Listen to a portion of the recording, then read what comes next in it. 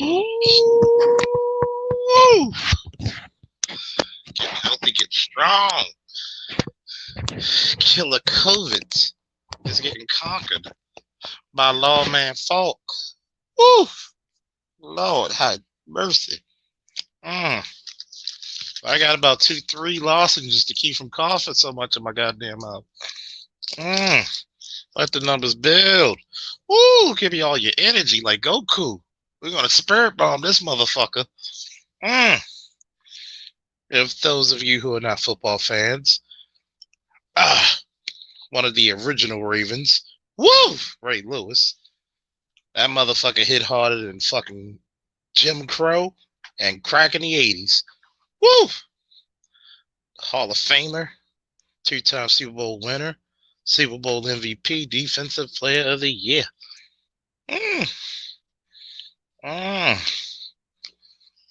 See, sometimes I'm going to take you to that well that's oh so swell.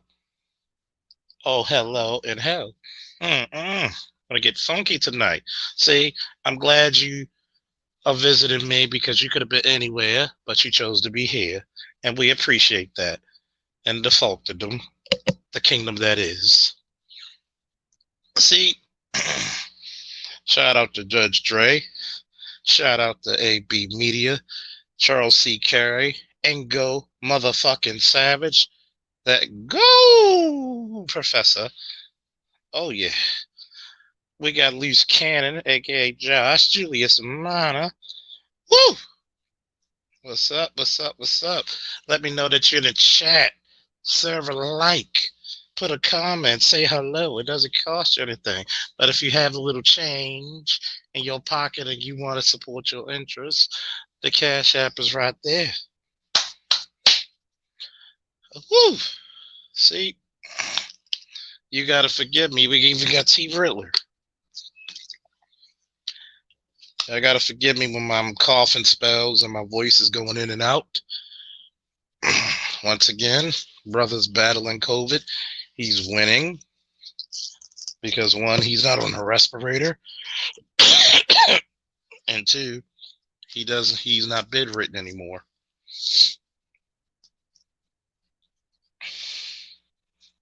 Oh no, we getting at least a wild card spot, so fuck y'all. So, for the topic of the day, I've noticed this. You have a lot of females going into male spaces, not respecting that space, playing victim to someone's opinion. Well, you guys, because of your body language, which was said last night to Kevin Samuels, and today with Goldie with the Roger Report. See, believe it or not, I don't like to jump on females automatically unless they deserve it. Like that one raggedy chick who was here on Chaos's channel. I like to at least explain, tell me a little bit about your story. I'm going to hear some things. Brandon, thank you for the Cash App. Woo! See, I don't like it when you're not trying to make a dialogue. When we're trying to at least get to the bottom of a lot of shit. See, and oh yeah, by the way, for people who are new, you see that sign in the upper right corner? Parental advisory, explicit content. We curse over here. We're grown folks.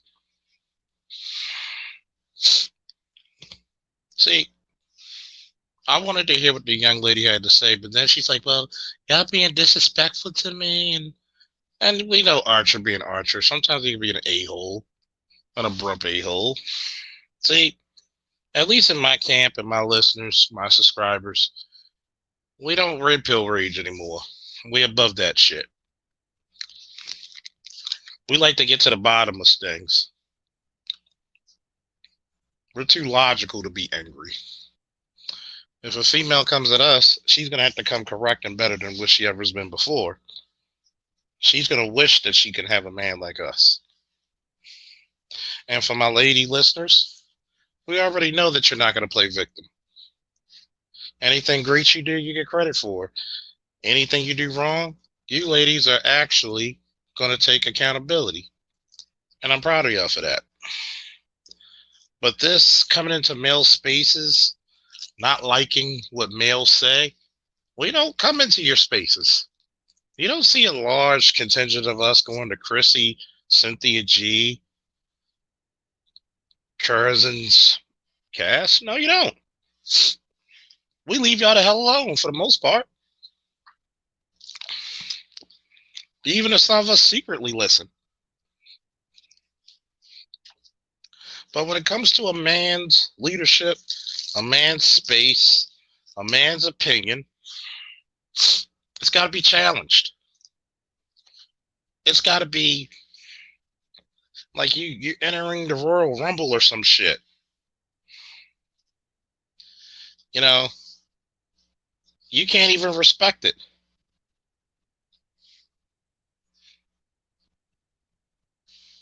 Why? I mean, as soon as I hear female in the space, I'm hearing this music. Like it's the 30 man over the top Royal Rumble shit.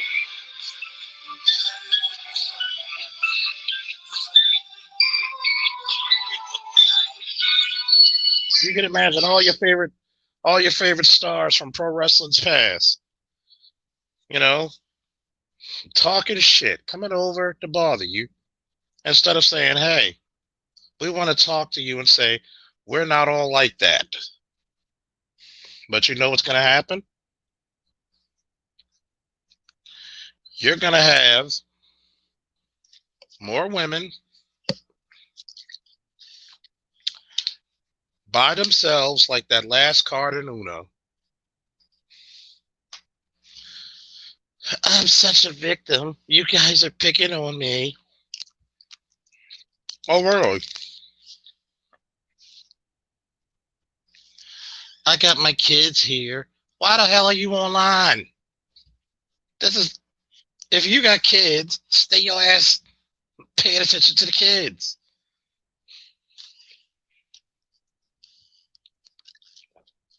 I never seen so many damn chicks.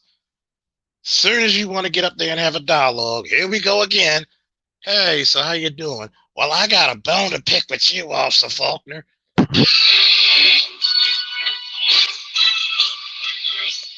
Oh God. What why can't we come on, can't we talk? No, I want to argue with you.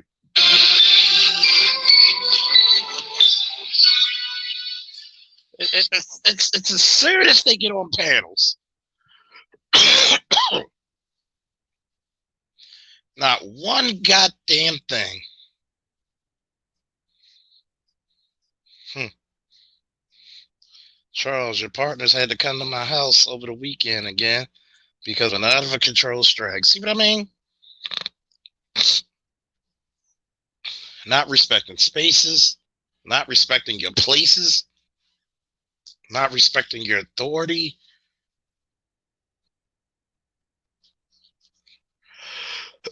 Excuse me.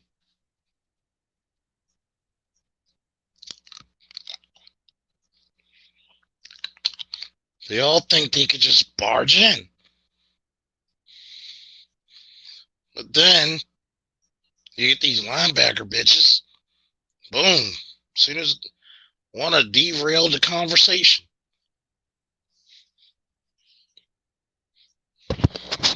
People don't even realize. Excuse me. What's up, derailer? PK Angel. Speaking, excuse me. Why is black men speaking of reality of their experience or opinion? And no offense, Charles. You know why? Because it's like identifying the culprit of a crime. I said it. I said the shit. It's like being an eyewitness of a crime. Women swear up and down. We don't treat y'all like that. We don't call y'all like that. We don't disrespect you like that. That's why. Because they can never do wrong in their eyes. You want to be right even while being wrong. I don't like to call women children. See, at least children got the excuse of not knowing any better. They can carry the burden of ignorance. Women can't. And I hate making videos because people think that, oh, you hate black women. No, I do not. I just tell the unabated truth, the raw truth, the simplistic truth. Respect is not in the lexicon, it's not in the verbiage, it's not even in the mental. They can't even phantom the word respect when it comes to black men. If you're not doing completely what the fuck they say without any challenge, you're wrong.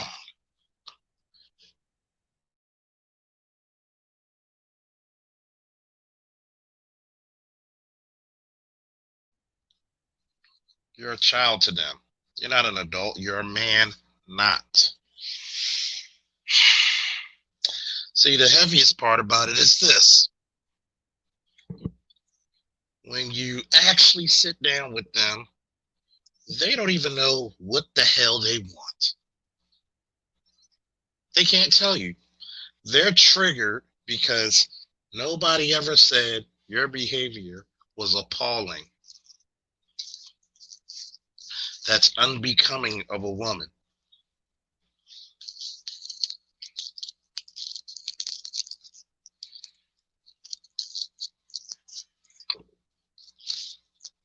If you're not doing anything that pleases them, that exalts them, that uplifts them, excuse me, they could give a damn less. You've seen it with the guy in Texas with his restaurant.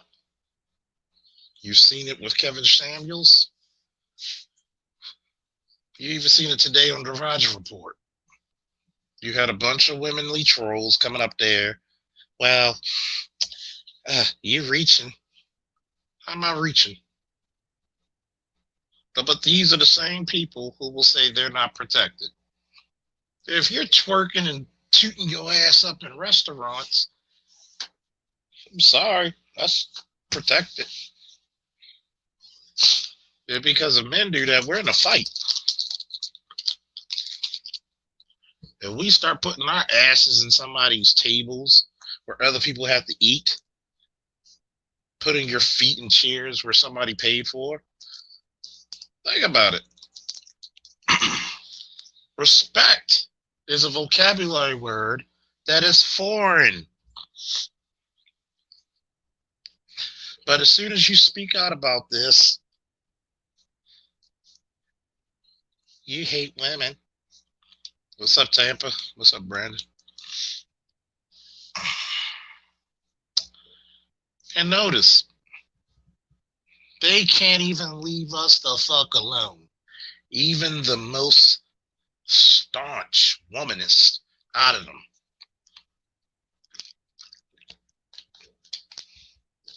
If you don't like what Kevin says, what's being said on places like my channel, BGS's channel, Angry Man, and others, Obsidian, don't watch it. but you know they're going to watch it. And then when they get on panels or call in Zoom, this is the result they're going to get. Boom! Raw and uncut. Because that's how men speak in their spaces. Why should we tiptoe through the meadows because you're around? See, the problem is this. Too many of you are not being cooperative. You want to fight. You want to come out there trying to go get the guy from the interception. And now you got big bad Ray Lewis knocking the shit out of you. And I'm not saying men are putting their hands on you. I'm just saying men are just telling you the truth about yourself now. And it's hitting you like Ray Lewis.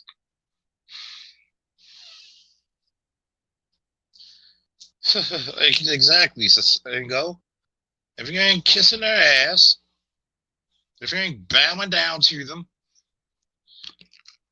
you're a woman basher. Oh man, you hate women. A woman hurts you. No, it doesn't. I've been through women like a regular person goes through underwear.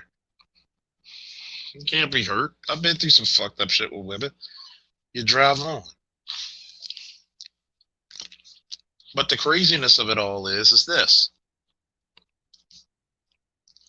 The reason why you can't get into your best relationships is because, one, you're not honest with yourselves. You can't even tell the truth to yourself, let alone a man.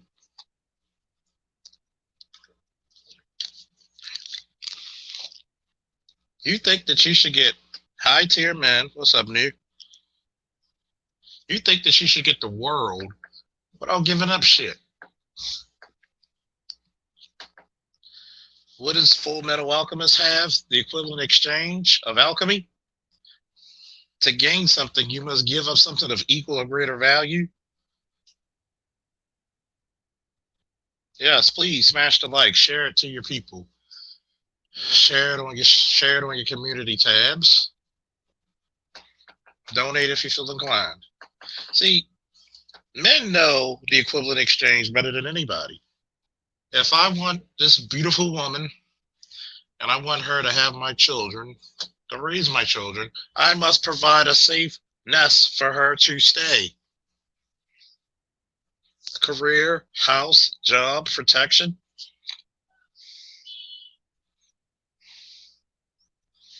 And we're not even getting a tenth of what we asked for. Cooperation, support, love, respect. It's like I've never seen a bunch of creatures that wake up just to say niggas ain't shit. Kenzie Mayweather, what's up? The Black Wop Spear can't handle the Baltimore Ravens defense. Nobody can. Even though they just as big as the players. Just saying. See, he doesn't have a weak spot for them because Roger can run his panels the way he chooses. And I commend him from trying to make dialogue, which we should. We should have dialogue with women who are willing to speak with us, regardless if they see eye to eye or not. At least we know where we stand. But the one thing I'm against is a woman playing the victim. You can't say all these women out here getting their ass beat by men. You know, either that or you just got to admit you're poor pickers of men, so you shouldn't be allowed to pick your own men.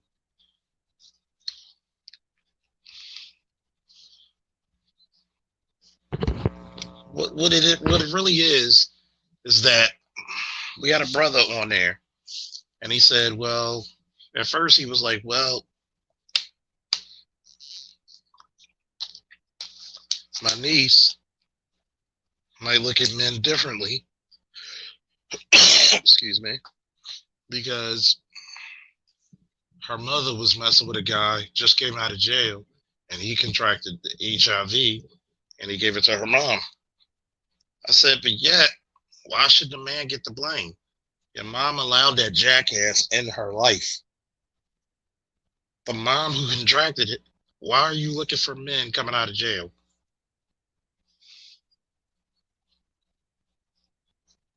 The least you can do is sort of equal the men you're trying to get, unless she equals a jail guy. Makes sense.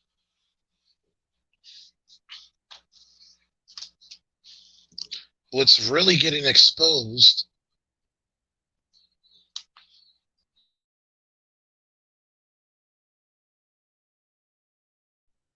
what's really getting exposed is that true nature of women.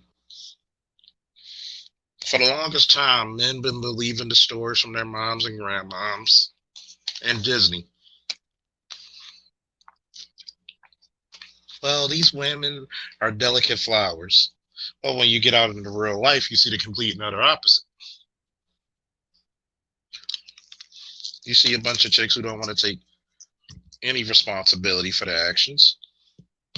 They don't even want to respect men.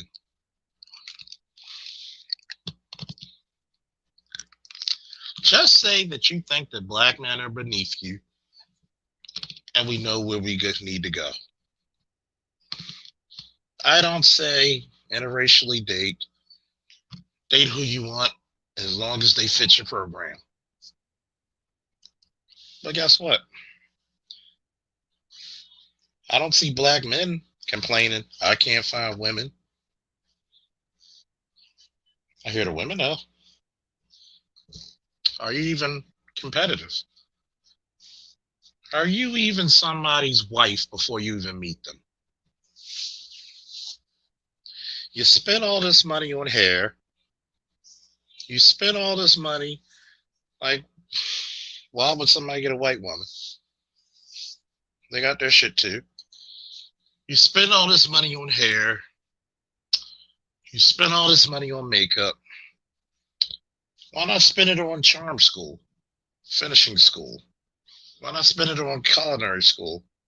Why not spend it on actually fitness to help you get the men that you claim you want?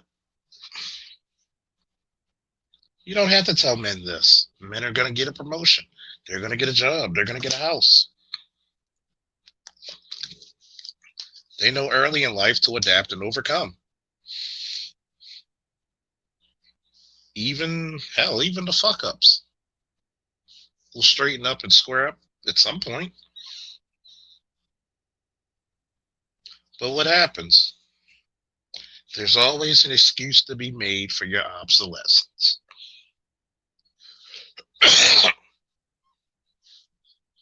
You got Dr. Brittany Cooper, PhD, made the excuse for Trump being president of why women like her are morbidly obese.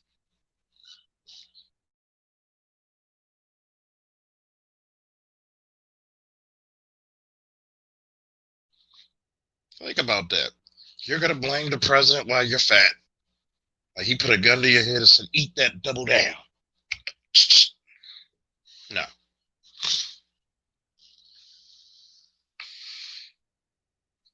Well, charm school's expensive, but if you add up all the hair and weave they buy over the last 5 years, they'd have been paying for it 3 times.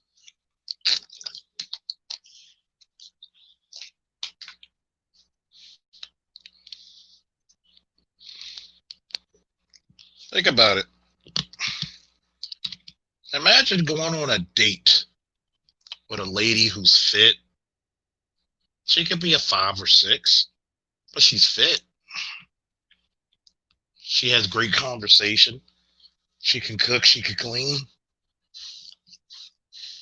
She could do many of different things.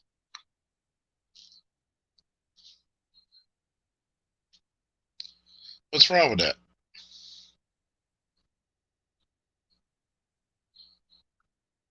See, pathetic her. Vince Wilfork, but it was fat before 2017. See, men always, since the day we're born, have to live in reality.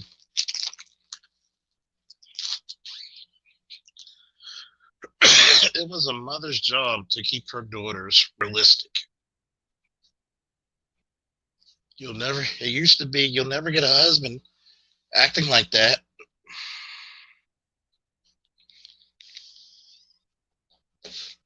Real men don't care about weave. We just prefer they don't wear it. Hey, SG, are you a man or a woman?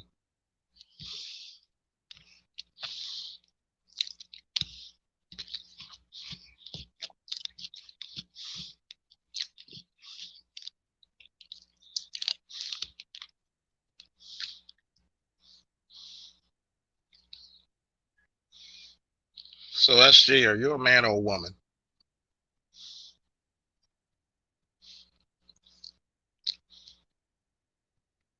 Paging SG, are you a man or a woman?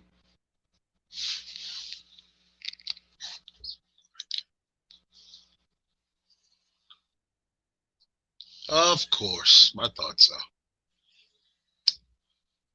How would you know that real men don't care about weave? Have you asked a real man? No, you haven't.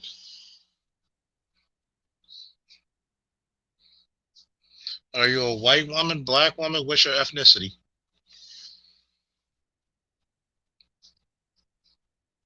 Matter of fact, SG, I want to have a one-on-one dialogue with you. Come on the panel.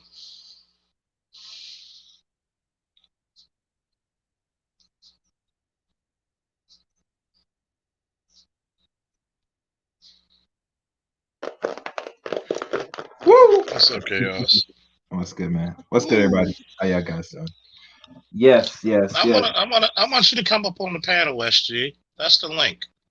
I wanna talk to you. I want to speak with you As we wait because for this particular person to come up, and as you know, as ladies come up, I will be silent. I won't say much or anything. So you're good, ladies. But one thing I will say to the title of the lack of respect, and this is what I'm gonna say for most people that watches a lot of our content, including mine. This this is YouTube. I want people to understand. This is something to build content, not to what's up, be, Howard? huh? Go ahead. Go ahead, Chaos. This is not something where we got to sit there to do barbershop talk for hours and hours. And trust me, I'm the one that likes to do it just as much as the next person. But overall, this is content where people are going to be watching. Listen, there are going to be females watching our content just like the men. There is no rule or Mhm. regulation where it says this is only all male. Everything's all male. Last time I checked, and I'm not sure you could correct me, Mr. Faulkner, we as men, we Mhm. like women. We interact with deal women. The only time when we have to say something to check them is they doing something inaccurate. We'll give them a nice little re-education. But Mhm. regardless, this is not something where it's based on solely men. So everybody know. Carry on. See,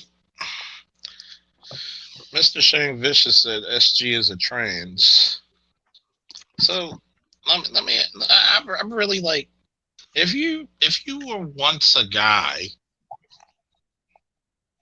and now you're, for all intents and purposes, a woman now, how would you know that real men don't care about weave?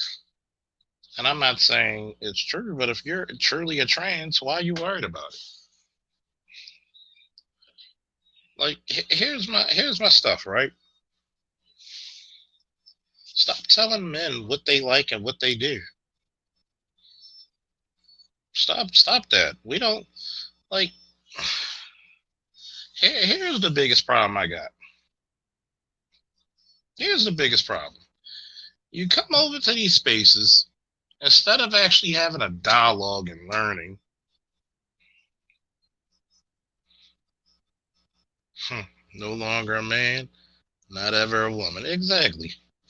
You're telling you're telling me a real man what real men like in women, and you're not even a man.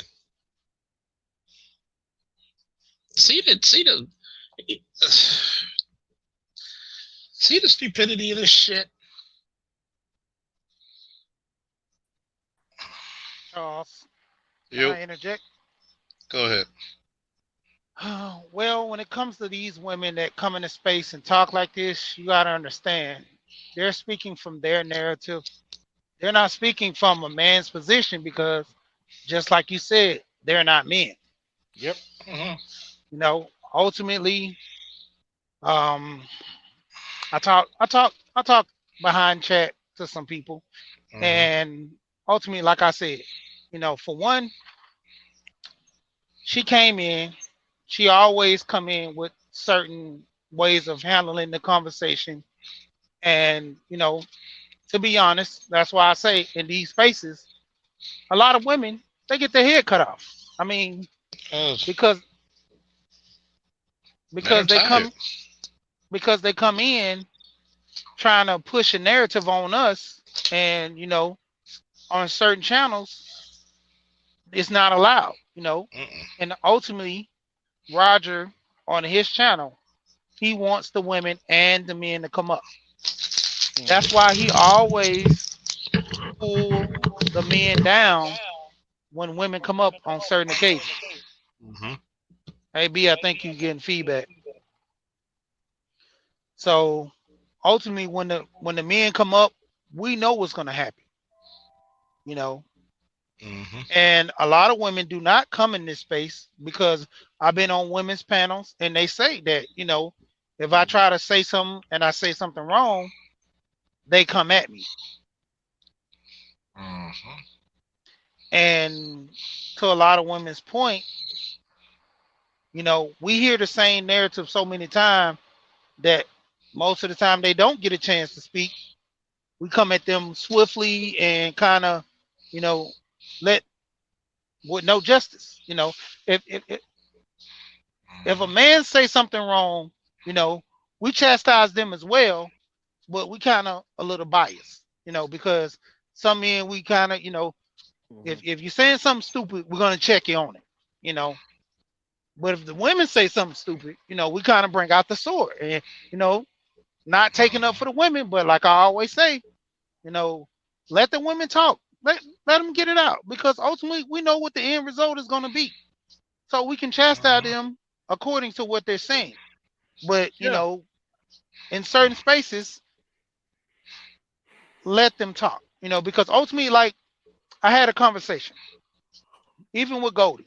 If she comes to the panel and she says certain things, which we know she's going to say, why let her up? You know, tell her Mhm. to sit back and listen and gain an understanding of what's going on. And, before she tries to come up and say, well, this is what this, because she's speaking out of her feelings of what she thinks about the situation. She's not coming Mm-hmm. at it from a perspective of learning, even though she might say she's coming in a perspective of learning, but the whole notion is she's coming from her perspective without any knowledge from what this space represents. And she's been in this space for what I think about 2 months or so that I've seen. So she kind of constantly come in here and getting her head chopped off to the point where I've even told her sit back and listen to the screen. She I've probably told likes her getting her just head cut off. Mm. I kind of told her to sit back and just relay the message because we don't come at Kendra, we don't come at Raining Woman, we don't come at Sheila E. Due to the Nope. fact these women are in this space, they understand what certain people represent, or come into space with a certain type of attitude, or trying to Mm-hmm. push a certain type of narrative, you know. And if she's always coming in saying that, well, the men are treated like this, why do you still come up? Because there's other channels that women go on to talk the same narrative that she talks, but she DNA. doesn't go on those. She doesn't go on those panels. She come over here to try to give her opinions and try to persuade that the men should be a certain way, And like I say once again, it never goes in her favor. So ultimately, sit back and listen to what the men are saying so you get some kind of understanding. Because if you're coming to the space to learn, you listen with your ears and not with your mouth. You know, it's no discredit to her, you know, but if she's coming in this space to learn, you don't learn by talking. I mean, you learn by, you know, getting a couple of questions out to kind of where you can get She, an understanding. But if you're she, keep bringing, yeah, who you talking about? huh? Who you talking about the chick, Goldie chick? Yeah, Okay, that's one. Continue. yeah. But I mean, you know, I understand if she wants to ask questions, that's what the chat is for, you know. But for you to come up and you always have an issue with guys coming at you, and like I told her, in this space, you have a reputation about yourself, even though it might come off a different way than what you think that you're saying.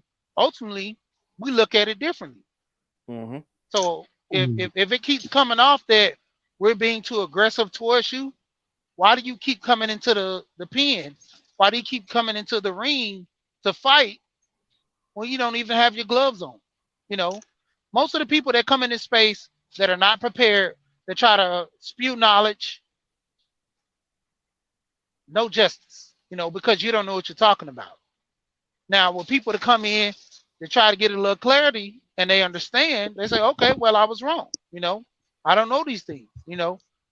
Okay, I understand what you're saying.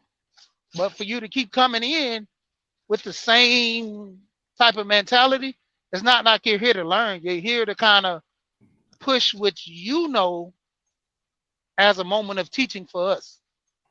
And I don't know, like I said, I'm not gonna go on the Brain Trust and tell them about tech. I'm not gonna go on Mace Taggart's channel and talk about sports Mm-hmm. because that's not my field. I will sit in the chat and listen, and when there's things that I do know about, I come up and talk. Now, everybody knows about between being issues of man and women because that's what we are. I mean, she lives as a woman, so she knows the things that women go through. Mm-hmm. Now, when there's a panel open for women to come up and express things like Roger has did and brought all the men down, I understand. But if it's not the time, pretty much you're welcoming yourself to the fire. Hey, I'm listening. Said in the chat, he doesn't trust. We're speaking about Goldie. He said he doesn't trust Goldie. She was on the Code channel telling ladies, if you're not married, put him on child support. Okay. My issue. And what part of that was supposed to surprise me? See, you know, shit like this always Hey, gets. y'all. Hey, how y'all doing? Woo, What's All right. going on, panel? What's going on, Charles? What's up with y'all? What's going on? woo, got my boy, got Black. Uh-oh. Oh, he must have got knocked off. We lost him.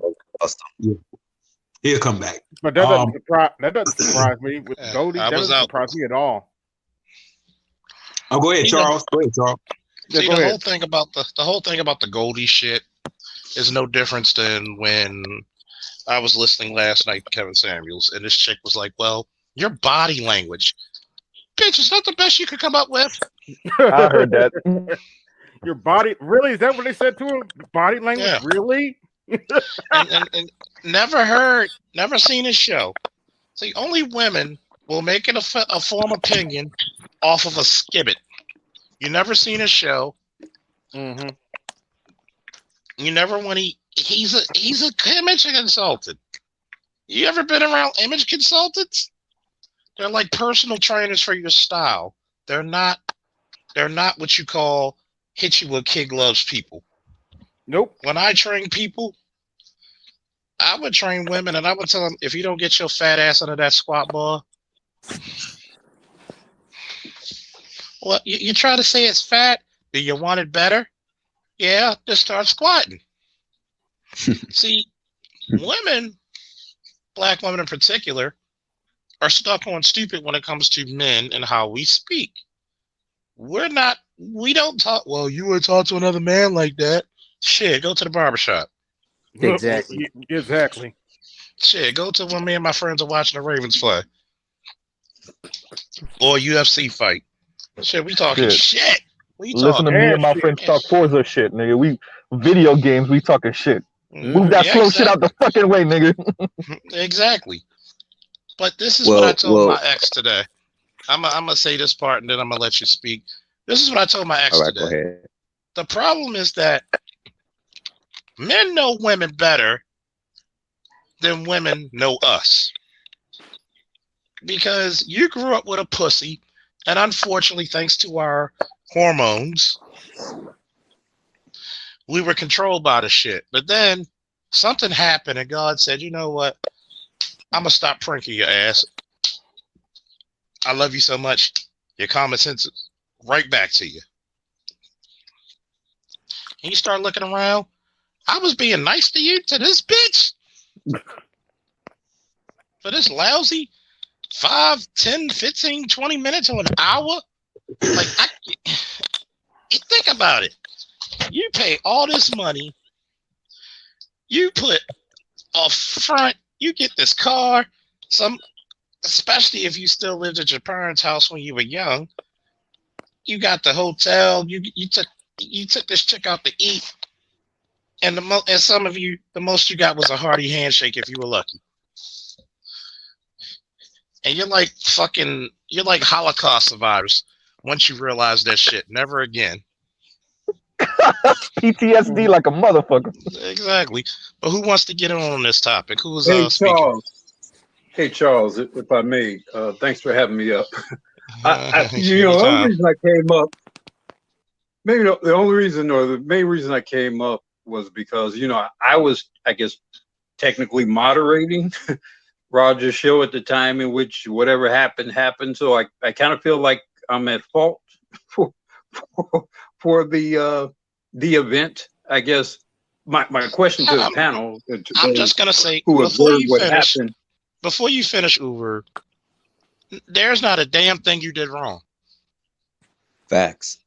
Yeah. Okay, Now, I was just checking because and see, this is one of the few times I was there live and in living color. Archer being Archer was being an asshole. But can you blame him? But he wasn't as much as an asshole as he wasn't as much of an asshole as he has been. No. And I tried to, Can I speak to that real quick? And I Because I'm about to tried go in to. a bad area. Go ahead. Yeah, because Sure. I'm about to go in a bad area. Pretty much, Guru, when it comes to Roger's channel, Roger addresses the women a certain type of way. When men get kind of haste, he shuts them down because that's how his channel is ran. By you running his channel, you know what he tolerates. So if you run the channel, if you're left in charge, just like the big brother. If the big brother is left in charge of the kids, the younger kids, you run the house like your mom wants you to run the house or your dad. You can run the house like you want to do, but you gotta withstand the issue at hand when your parents come back. The repercussions, the repercussions mostly. And what Archer did, he was light, truthfully. But when it came to other guys coming in and shouting comments, about the let me see your husband, this and that, you checked her for what she said. But when he said what he said, it's accountability. If you're gonna get on her, you got to get on the guy in reverse. That's why I think the line. All right. Well. Let me say this then, because Uru, I let will me jump in after you, Uru. Go ahead. Then I will admit to error, and maybe I should be a little more circumspect about moderating. You see what We Kill Dragons said? So let me make my point. Let me make my point because I think what I'm going to say is going to actually support that statement. And that is, I don't view any sort of, in the manosphere. Now, I will respect whatever criteria Roger has in place. And like I said, maybe in the future, I'm not the one who should moderate his channel, because my view of this environment is that men should be given preference and deference in conversation with women. Now, being respectful of them, surely, not to be derisive, certainly not to curse them out or threaten them or anything like that of that sort. But I see a world where in all other facets, females, and particularly Black females, are given preference and deference. And if we're going to call this the, quote, manosphere, end quote, then at the very least in this environment, to the extent that we're allowed to do so, I believe men should be given preference and deference. So with respect, Rashid, I disagree with you. I didn't see a problem with We Kill Dragon asking a woman to present her husband in an environment for men. I didn't have a problem with that. So like I say, maybe I'm not the one to moderate, at least on Roger's channel or other environments, because I am inclined to give the brothers the preference and the deference here. That's just me. May I jump in? I like that. May I jump in? I don't have Hold a on for a problem with it second. either. Hold on for a second. Please. Kendall McKenzie, thank you for the Cash App. And you can jump in now. Thank you, bro. I got to get off this. That's why. Let me just make this point. With all due respect to Roger, it's his panel. He's running a panel. He's inviting women up, and then you're not there to moderate it. It's going to be chaos. Brothers are out for blood. Uru, I don't put that on you. I don't put that on you at all. I think you did a great job. Archie went a little bit over the top. Maybe he did, maybe he didn't. But at the end of the day, then you jump back on. Roger jumped back on and says, I've got a phone call with complaints, so I'm shutting this down. I mean, hey man, it's your panel. Shut it down. But my thing is, if you're going to run a panel, be there to moderate your panel. You put somebody else, quote unquote, in charge. I'm not expecting that person to run it how Roger's going to run it. So with that being said, I thought Uru did well. Hey, I'm gonna say, excuse me. I'm gonna say, Roger came in with that Puff Daddy energy. Hey, I gotta shut. Take that. I gotta shut the studio down. Yeah. And you better go get my cheesecake too. I thought you about to Cambodian. It was some Cambodian breast milk, huh? Yeah. I need y'all to go get some Cambodian breast milk. God damn. I appreciate that Roger want Black men and Black women to have a dialogue. I respect that. Like I say, I have a wife, I have daughters, I've raised and been married to women. So, I get that. But, I mean, man, we've gone so far in the direction of deference to women. It's hardly possible for a grown-ass man to talk to a woman now. It pretty much is. It's almost not even possible. It's pretty much is because me. I'm a cordial guy. I don't snap off on people unless they snap off on me. Mm-hmm. Like that other wildebeest the other night. Bro, that shit was crazy. Y'all missed a fucking fire show with Charles and this lady, man. I'm trying to calm Charles down. Charles is on 1 million. Forget 100. He's on 1 million. And the lady's barking back at him. I'm like, lady, if you would just address me, he would stop.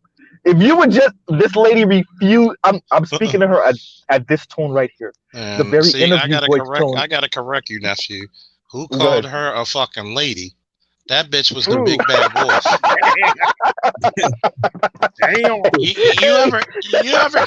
Have you ever had a chance to listen to a bitch who was so unintelligent that she sounded like she looked? Well, you know what though? You can hear the Down syndrome in her voice. Hey, I'll give Charles this though. He was right. Charles, because when she started speaking to me, oh wow. Don't talk. Cynthia Don't G. talk about Cynthia like that. I knew he was good, but Well, I don't talk about her at all. That's why she has to go to lower men. But anyway, go Well, back to that. that's true. Fair enough. Go but ahead. what got me is Charles was right. He ended up being right because she did eventually address me. And what was it within 15, 20 seconds, she was barking at me. And by the way, I was speaking to her at this tone right here. My voice didn't go this high. I never yelled at her. And I was like, oh, well, there, Charles was right. There you go. All right, Charles, continue. My That was it. thing is this: when it comes to the women when we gotta have issues with women like that, like Art of Itmore, don't let them come into space, because ultimately, as all men in this space do, they're coming with narratives and they want to put their point across. So why let them come up? That's why BGS started a BGS for women, because the sword was always pulled out when the women came on the panel. And Wait a BGS minute. can contest it. Wait a minute. We got Goldie over here. She in the chat, bro. She in the chat. It's like the coronavirus. Hey, look, hold up. Hold on, fellas. Hey, hold on, fellas. Charles, let her drop us all down, bring her up, and have a conversation with her. I'm gonna have a nice conversation. 1-on-1. Yeah, Everybody, have a conversation. 1-on-1. Because I'm gonna have a conversation with you, Goldie. Because there's certain things I didn't kind of care for. There's certain things I was trying to get across, if you notice, when I was like, look, what's the issue? You can't play victim with me. I've been a cop for 14 years. I heard every sad story you can hear. So has my boy Josh up here. He'll tell you. Woo! My heart is colder than Aspen. I just want the facts. Are you coming up here? Jesus Christ. Huh? Would you say I'm black in effect? Hey, black in effect. You bored. Okay, give me a second. Hey. Now, Goldie, you could come up here. We can have a one-on-one. We can have a dialogue. Can you guys hear me better now? Oh, great. Yeah. Okay, perfect. Okay. We couldn't hear what you were saying. So I would just say, okay, no, I was saying that you and these one-liners I think Charles got the best one-liners in the whole goddamn Black Manosphere. Number one, but I also wanted to thank Black Guru for actually considering what I said yesterday when I was talking about the sisters graduating from college, and how that's gonna really bring about not just a gender divide in the Black community, but a class divide, and it's gonna be a lot of sisters on that end with their college degrees with no debt making $75,000 a year, maybe. That's a high number. And then a bunch of brothers, more blue collar brothers making 45, 50, So I just want to thank him for actually considering that and explaining it better than I would have been able to explain even my own thought. I'm gonna go get my my tutorial ready. Gotta get ready just in case. Hey, I just want to say, I'm gonna direct this to Goldie, right? Goldie, you have said numerous times that you desire to learn. All right. Charles is offering you to come up to the panel and have a conversation. The only thing we ask that you do is be courteous and don't come with these narratives that are not conducive to the conversation. That's what we're speaking to. Wow. All right, everybody exit. All right, I'm out. Everybody drop down. No.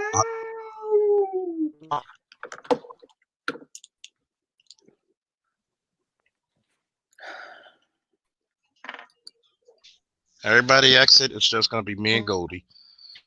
I'll bring everybody up. Come, Sheep. Drop down, please. Hey, Charles.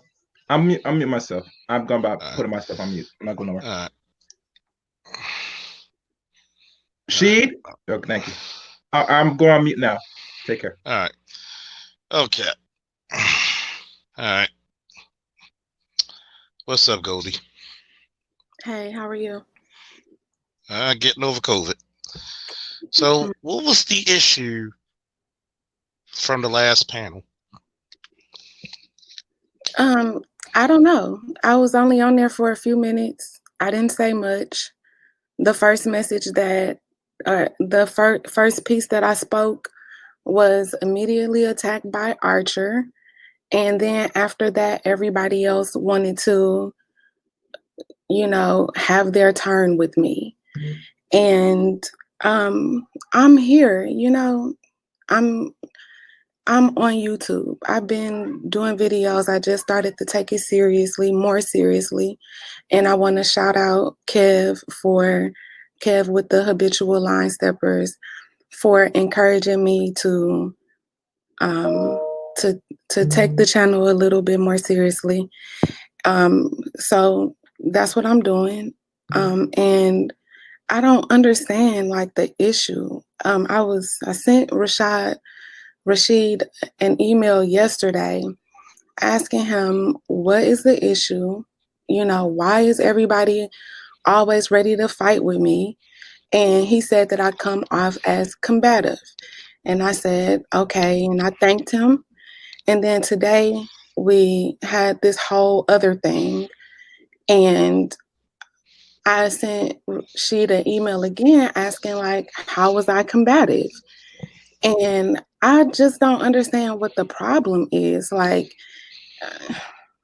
I don't understand. What are y'all so mad for? Why do y'all want to fight with me? So I'm talking about me since we made this little thing about me or whatever. Why do y'all want to argue? Wait, back up. What would cause them to get upset and angry with you? I don't know. The first thing that I said was that Black women were coming into these spaces because Black women wanted to really understand what the issue is with the Black men, and that I felt personally that Black men love Black women and Black women love Black men, and we just want to figure out what is the communication, the miscommunication, like what's happening. After I said that, I don't know his name. It starts with an S. Shane, I think, was in the comments saying stupid stuff. And hold on for a second, Goldie. Shout out to the Scientist Supreme, the always lovely, the always intelligent, the always immaculate Nicole Ali. Woo! Go ahead. Hey Nicole, I've been seeing you around and hearing a lot of good things about you. So I just wanted to say hi as well. But see, I can see how this is how you sometimes can come over and come across as passive aggressive. How? Because one is the tone. Two, I remember when they were like, I'm married, and they were like, okay, can we speak to your husband? And you were like, oh, you can speak to my husband when y'all show your wives. I think that's fair. That was passive aggressive. Well, I think it's fair because I have never seen anybody's wife here. I have never seen anybody's husband here, except for, I believe. Well, to be fair, a lot of people like to separate. Me personally, have I shown my ex-girlfriends? Yes. It was a high and by thing. Nobody's gonna get to know them. So here's my shit. And I'm going to teach you this because this is a teaching moment. Some people think that I hate Black women. I don't. Obviously, we have one of the, if not the most intelligent Black woman in the Black manosphere. She's literally one of top two, top one or two of literally one of the most intelligent people on fucking YouTube, which is Nicole Ali. That's your wife? And no. Lord couldn't bless me that much. But she's a lovely lady. She's very intelligent. And I like to say this to you because now I see where it is. You're not used to men speaking freely. I think You're that's not. an assumption. That's a what? An assumption. If it's not an assumption, because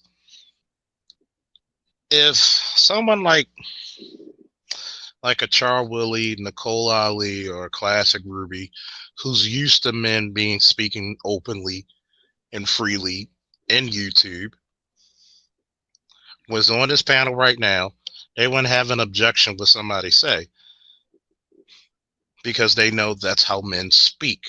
Men are blunt. Shout out to Dr. Dunbar, the other brainiac. See, what it is, and I said this to my ex-girlfriend, we have conversations every day all the time. A lot of women do not understand men. You don't understand our biology. You don't understand our mental prowess. You just don't understand us. Because a lot of women are used to men tiptoeing around them. Yeah, was Archer a little bit out of pocket? Yeah, I'll say that for all intents and purposes, yes. But as soon as you get on these panels with men, the first thing I tell women, you can't play victim. You can't play woe is me. Especially when you're trying to develop a dialogue to see why are men upset with black women? Black men are upset with black women, or why is there a disconnect?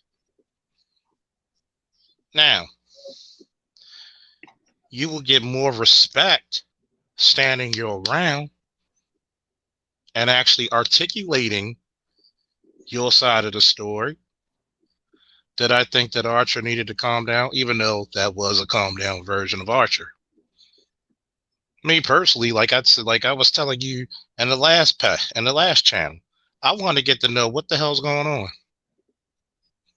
I had to go a little cop on you because I want to do a little investigation. So here's my next question: why do you come to these spaces? Okay, first of all, let me speak to the piece about Archer. The thing there that bothered me there is that you all saw him disrespect me blatantly on the panel. And before I could even respond, you guys saw What did him. he say to you? Everything that he said that I had my little kids running around. He said that maybe I was, or he made it seem like a broad thing, like why are they here? Why are they not watching Love and Hip Hop? What they call those kind of shows? Reality shows? I don't know. He just said a whole bunch of stuff real fast. And then somebody else spoke after him. And when it was my turn to address him, then he dropped off the panel real fast. And the thing is that I'm not interested in defending myself or like addressing Archer. I just don't understand why the disrespect is present and why it's necessary when I haven't been disrespectful to any of you. But let's talk about specifically today. My conversation wasn't disrespectful. It wasn't combative. It wasn't condescending. It wasn't passive. It wasn't disingenuous. I made one statement and then everybody started in on me. I don't really understand what's the purpose of that. I am used to Black men speaking freely, and I have always had a good rapport with Black men. What else was I gonna say? I'm used to you guys speaking friendly, but I don't understand the negativity towards me. A lot y'all keep saying that I'm playing a victim, but in reality, I'm just trying to understand what the issue is. Aside from that, me being in these spaces is because I don't know if you guys know, but you guys are kind of like the leading voice community of like Black thought. Like you guys are in a leadership position in terms of what the pulse and tone of the Black community, at least as far as YouTube is concerned. So whether it's not whether it's not, I got distracted by Black Yuru or whatever saying. All of these, Well, pay attention. Pay yeah, attention to me. yeah. All of these assumptions is really tripping me out. But anyway, you guys are kind of like the leading thought. And like I said, I have a group of ladies that are doing the work. I don't know if you guys see the work that Black women are doing to improve themselves, not necessarily to be in relationships with Black men, but just specifically to improve themselves. I don't know if we are being given credit for that stuff. Credit. Hold up. Credit for doing what exactly? For improving themselves. I mentioned before. What's improving yourself? Well, just asking questions like, what am I doing wrong? What can I fix? What can I change? How can I, what do I need to see differently? What other perspective should I consider just in this is their the bad part. This is the bad part, right? Because if you're improving yourself, it's not asking questions, it's putting into practice. Okay, but hold on. Because there's a difference between theory and practice. See, trying to get into a relationship is different than being in a relationship. Now, when you ask the questions, a lot of women, especially the ones who are not used to those spaces, get upset and triggered by men's reactions or answers. There's very few women who can take the bluntness of men. You literally have guys like Kevin Samuels and Roger, where people are coming up on their panels or calling into their shows looking for their advice, and they get upset when they get their advice. Okay? Mm-hmm. This is the reason why I said you're not used to men speaking freely, because it would have been water off a duck's ass, even with Archer. So when you actually get used to actually listening to men speak freely, like the barbershops, like the corners, you're going to be okay with it. But at the same time, you can't come with a passive aggressive attitude either. Right?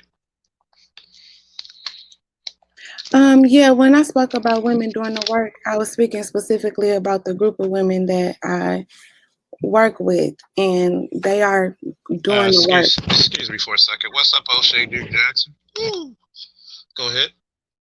Yeah, they are doing the work in their own way. For example, a lot of women did believe that cooking and cleaning wasn't important. That's one of the things that we discuss in my space. And I'm working with a few ladies about, setting up a routine, so that they can cook meals a few times a week and organize their space and make sure it's clean and just create a nice environment. Those are some of the things just one of the things in particular that I'm working with a few ladies on in my space. I don't want to list everything specifically because we talk about a lot of different things. I'm just saying that not me in particular. I'm saying a group of women are doing the work and putting in the effort, making the commitment to improve themselves as Black women, to become quote unquote dateable or wife material. So I think that when women come to panels like Rogers or different spaces and they have questions and they participate in dialogue, it's with the intention of strengthening themselves as a woman. And the reason why they speak to you guys about it is because you guys are men and you guys know more than I know about what you guys would want to see. So I think that's the reason why women are speaking directly to men, because women are wanting to get information straight from the horse's mouth. Like, where am I failing at?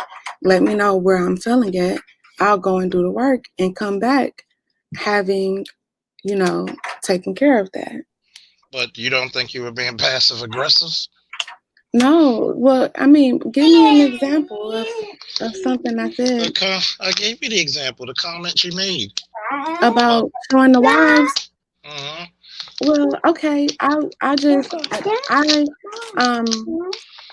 learned my first introduction to this space was with Roger. I will send Roger a picture of my husband and I. I would even feel comfortable enough to send she a picture of my husband and I. But I just don't understand why I need to be validated. In other words,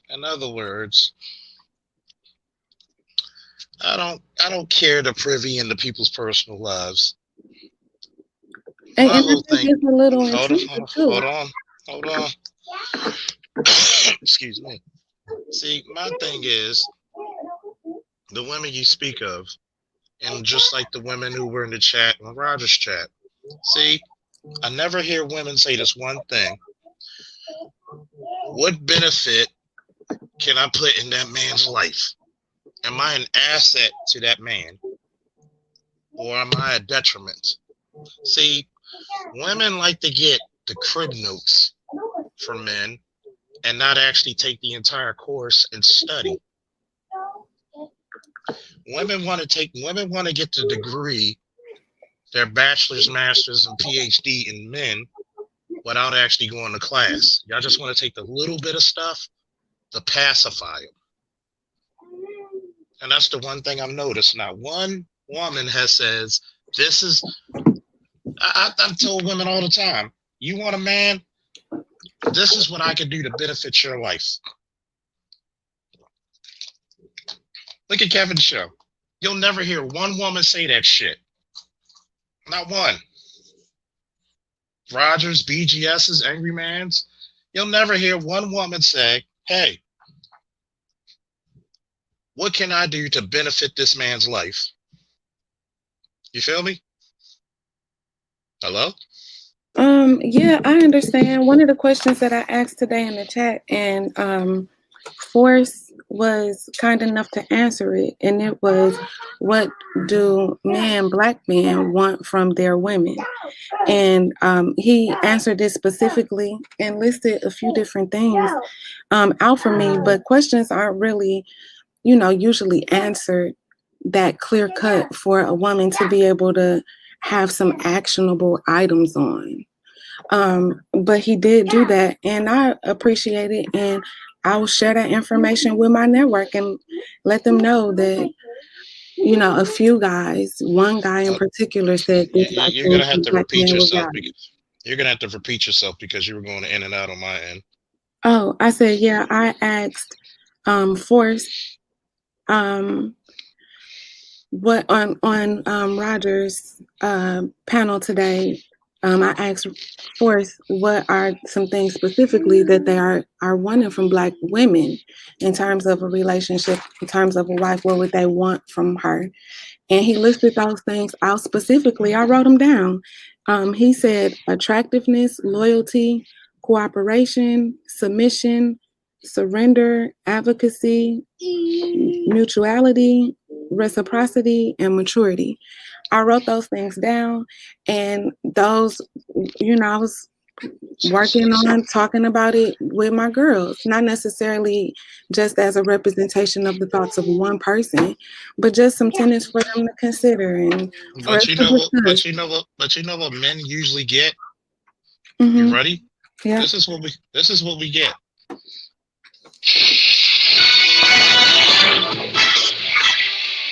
We get that 30-man over the top Royal Rumble. If you win it, you might get a woman at WrestleMania to challenge her for the belt, or who's going to control that fucking house. Okay? That's what we get. See, this is the thing about it, right? What do you think men want in a relationship? Not what you wrote down. What was your assumptions of what they want? If your husband came into the house and said, "Get the hell off the internet," what are you doing? Yeah. If he wouldn't say get the hell off the internet, but if I saw that he wanted me to get off the internet, then I would get off the internet. Before I committed to taking this little thing more seriously, because it's just another arm to what I'm doing. You know, it started with the Facebook thing, and the YouTube is just another piece of it. So And do I so talked do to you and him. your Hold so on, do you no, and your husband? hold on 1 second.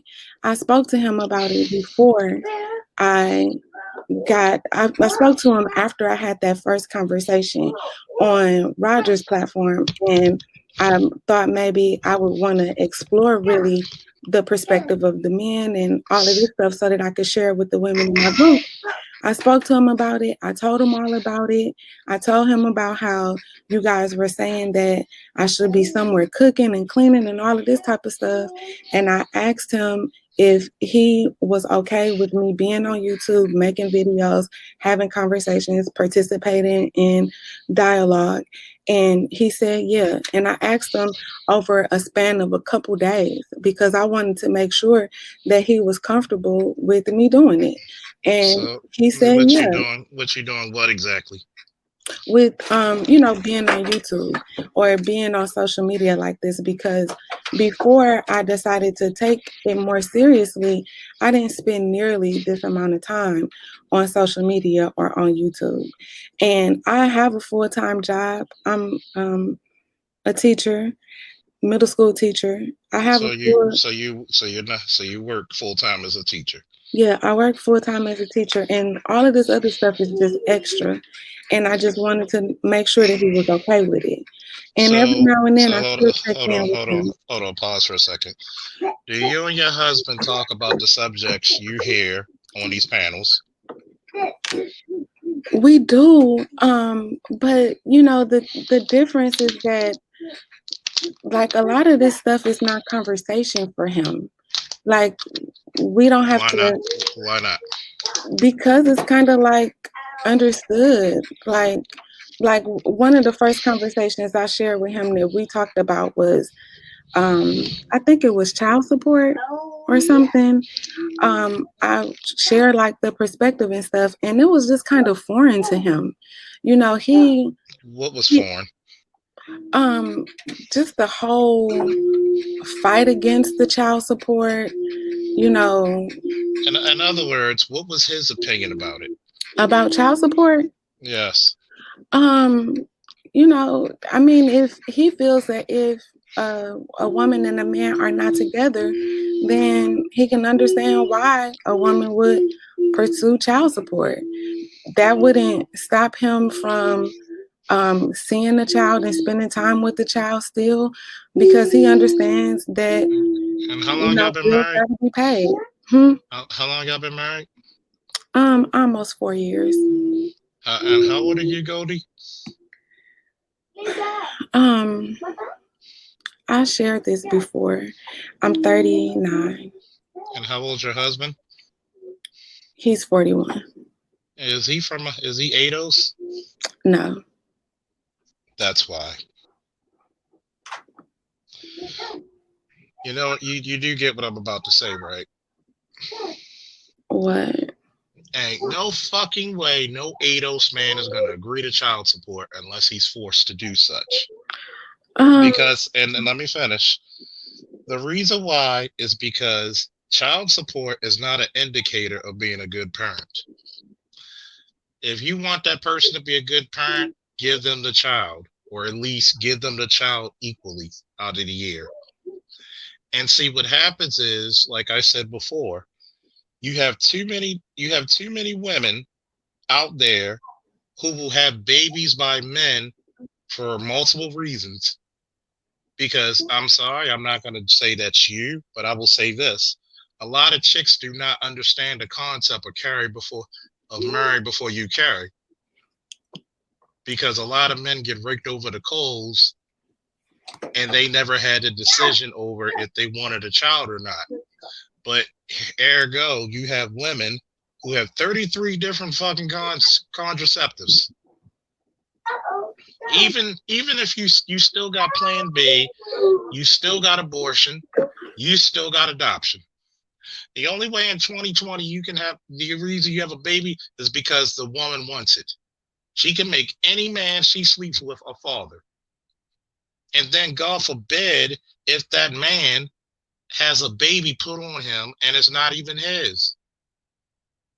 So there's no fucking way. I didn't think that man was either ADOS or black. Hell, I would believe if he was white. Now, even white guys would say that doesn't make sense. Purely on the fact of that, because this is the problem, and I'm going to say this directly to you, Goldie, and I hope a lot of women who don't understand this listening. See, a lot of women don't understand this concept from The Godfather. Vito Corleone said it best. Women can be careless, children can be careless, but men can't. Men are always going to pay that Ted DiBiase price when it comes to shit. Even if he says, well, I didn't want to have a kid. I even took it to the abortion clinic, gave her the money. We agreed upon it. She decided to keep the child. You'll get excuses from women. Well, it's not my belief to abort a child, but you believe in fornication. Pick a struggle. So that's the reason why I didn't think your husband was ADOS. But you still there, Goldie? Yeah, I'm still here. So what other conversations do you and your husband have that, because I want to get the gist of your husband's mentality.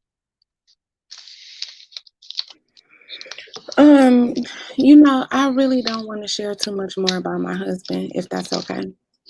No, it's not. I'm not asking for his name, his social, and his bank account number. I'm just saying what kind of conversations between a black woman and a black man that listens to the Manosphere regularly do you talk about it? Like, what concepts does he like? What concepts does he agree with? That's all. We're being very vague. I don't know. I don't know. Let's see. What's the last thing I talked to him about?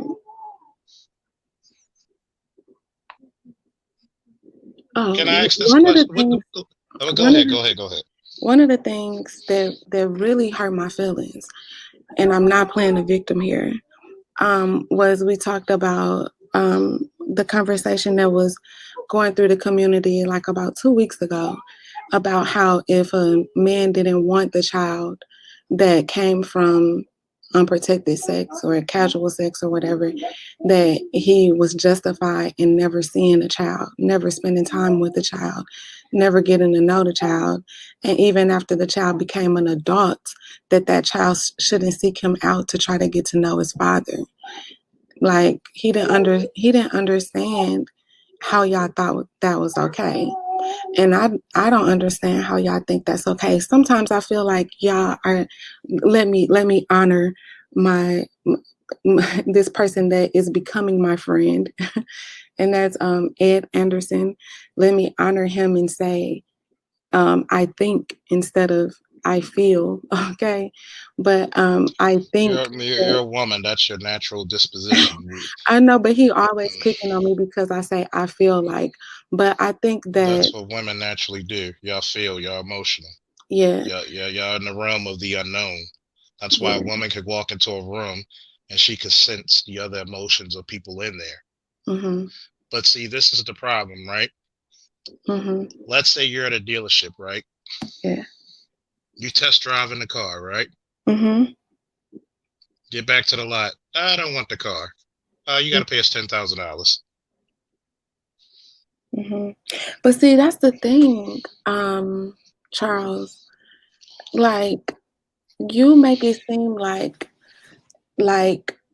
you guys don't have any responsibility in it, and that's one of the things that did I not just go through a 5-minute spiel of telling you that men are always felt fucking responsible? I know, but listen to what I'm saying. No. Did I not just say that? I said, yeah, you did just say that, but you got to understand something, right? This is the reason why I don't allow women with that bullshit, because you determine who becomes a father. Okay, well, you remember the 33 contraceptives? yeah, and I understand that, and you also know that once the child is inside of me, that your say is over. So once the child, I'm glad you said that. So Mhm. you can't play passive aggressive or ignorant. It's your decision. Yeah, but you also went like you So remember in the other song that words, right? you just See, get to keep talking over me, and then if I say no, something, you then you no, make it actually, seem like I'm no. combative. This is how conversations are. When you pause, I began speaking. Okay, well I didn't pause. I was saying you remember that song R. Kelly, Half on a Baby? And Like you can have things. he wasn't talking about half of the baby. He was talking about little ass girls. Well, Let's use a you better don't example. bring that type of extraness in there. I'm talking about the title of it. It's a half, it's a 50-50 thing. Both people have to approach it the same way. And if a woman chooses to keep the baby and for example, she does get child support, it doesn't mean that her life is easy. Somebody said earlier that I always got my kids with me. I'm a mother. And now I'm a stay-at-home mom. I'm working from home. I'm with my babies 24/7. And you know, when my husband is here, he does things and takes care of them for me and gives me a little break. But I have my babies basically 24/7. It's not easy for women who are married and have children or who are single and have children. So wait a minute. You're telling me that y'all have it worse than men. You know what? I got a No, song. I'm I not got a song. comparing it. Hold up. You like music? Yeah, I do. And I like that I Teddy have I Pendergrass you have was playing earlier. I have a song for you when you talk about how hard women have it. You ready Mm-hmm. to listen to it? Yeah, let me see.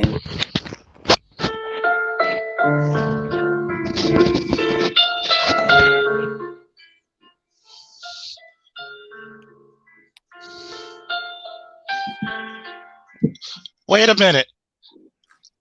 Once the baby's in me, I get all the responsibility and I get to decide who gets to be the father. But if I don't vet this man well to see if he's going to be a good husband, I'm stuck with this little motherfucker.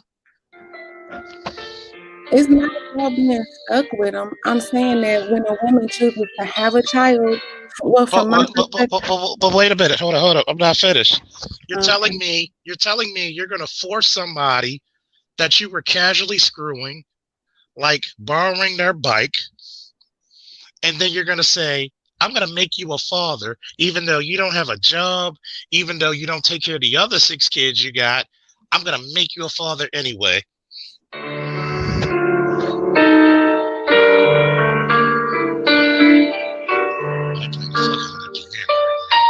Okay, I see you joking. Okay. No. I was being serious.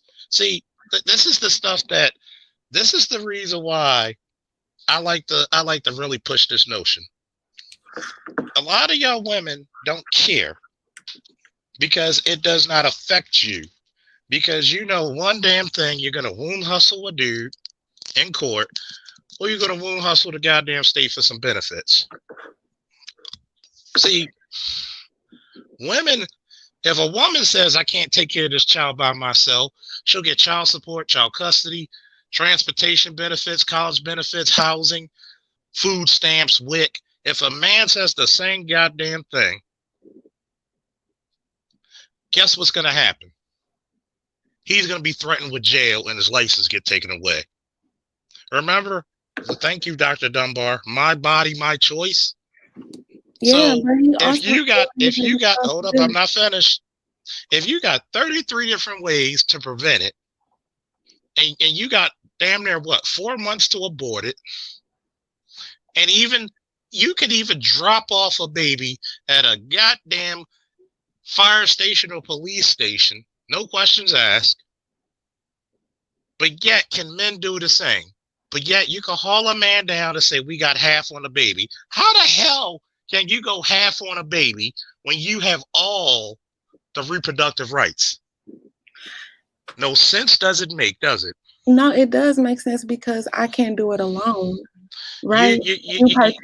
But you can decide alone, right? Oh no, but you participated. See, the thing is, Can you decide? Can you decide alone?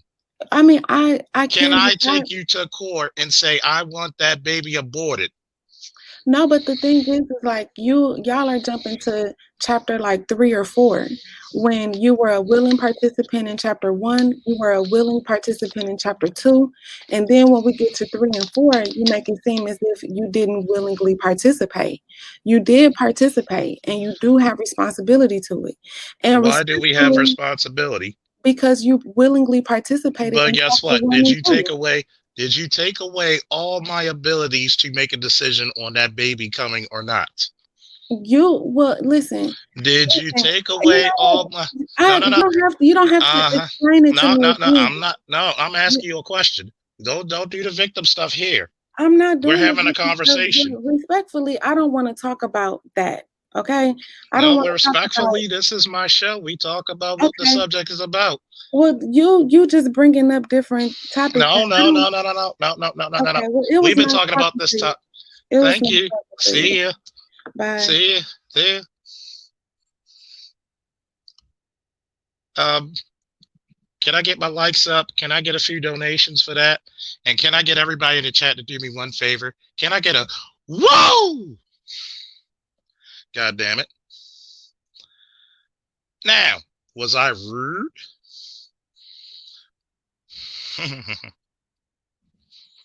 Was I rude? And anybody who wants to come back up on the panel, they could come back up.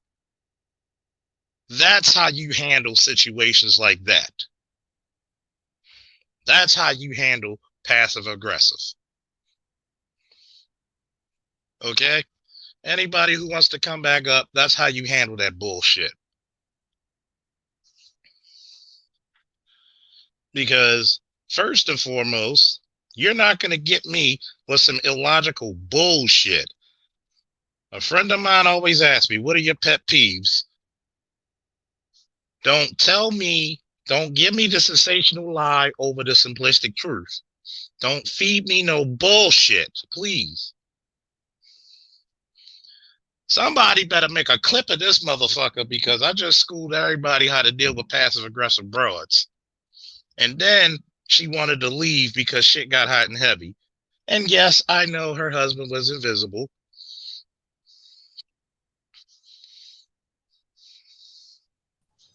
I'm not always a rageaholic, by the way. No, Goldie. You said you leaving. Why are you still in the chat? You said you were leaving. So what do y'all think about that, fellas? You're a debater. Go ahead. You go first. I'll go after you.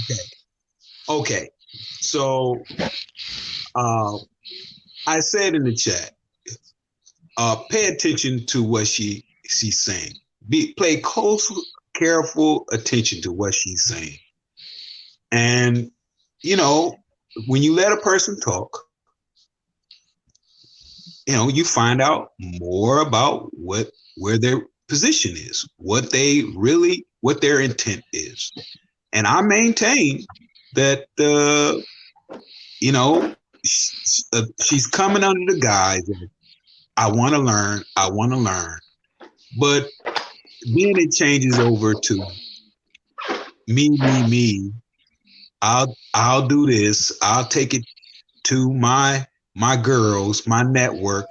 It just has that feel of, I'm just here to get resources to help build what I'm doing. That's what I get out. I hate to say this. She's a scam artist. You don't sense any sincerity in what she said. Judge Dre, you borging. Okay. Yeah, you borged a little bit.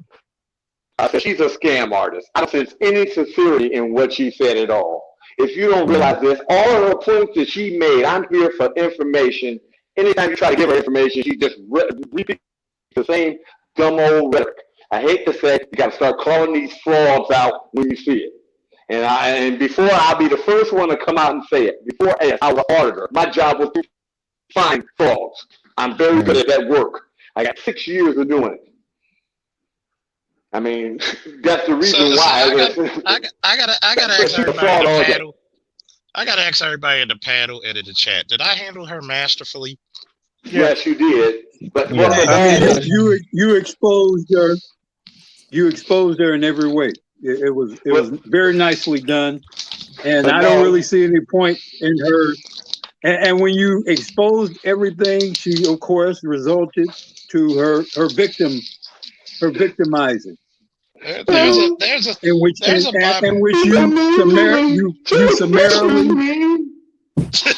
summarily dumped her ass. One of the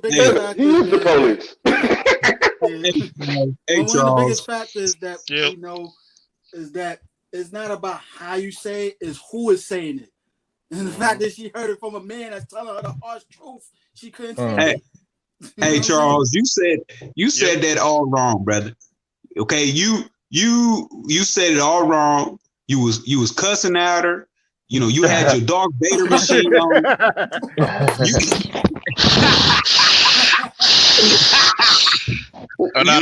No. I came at her like this.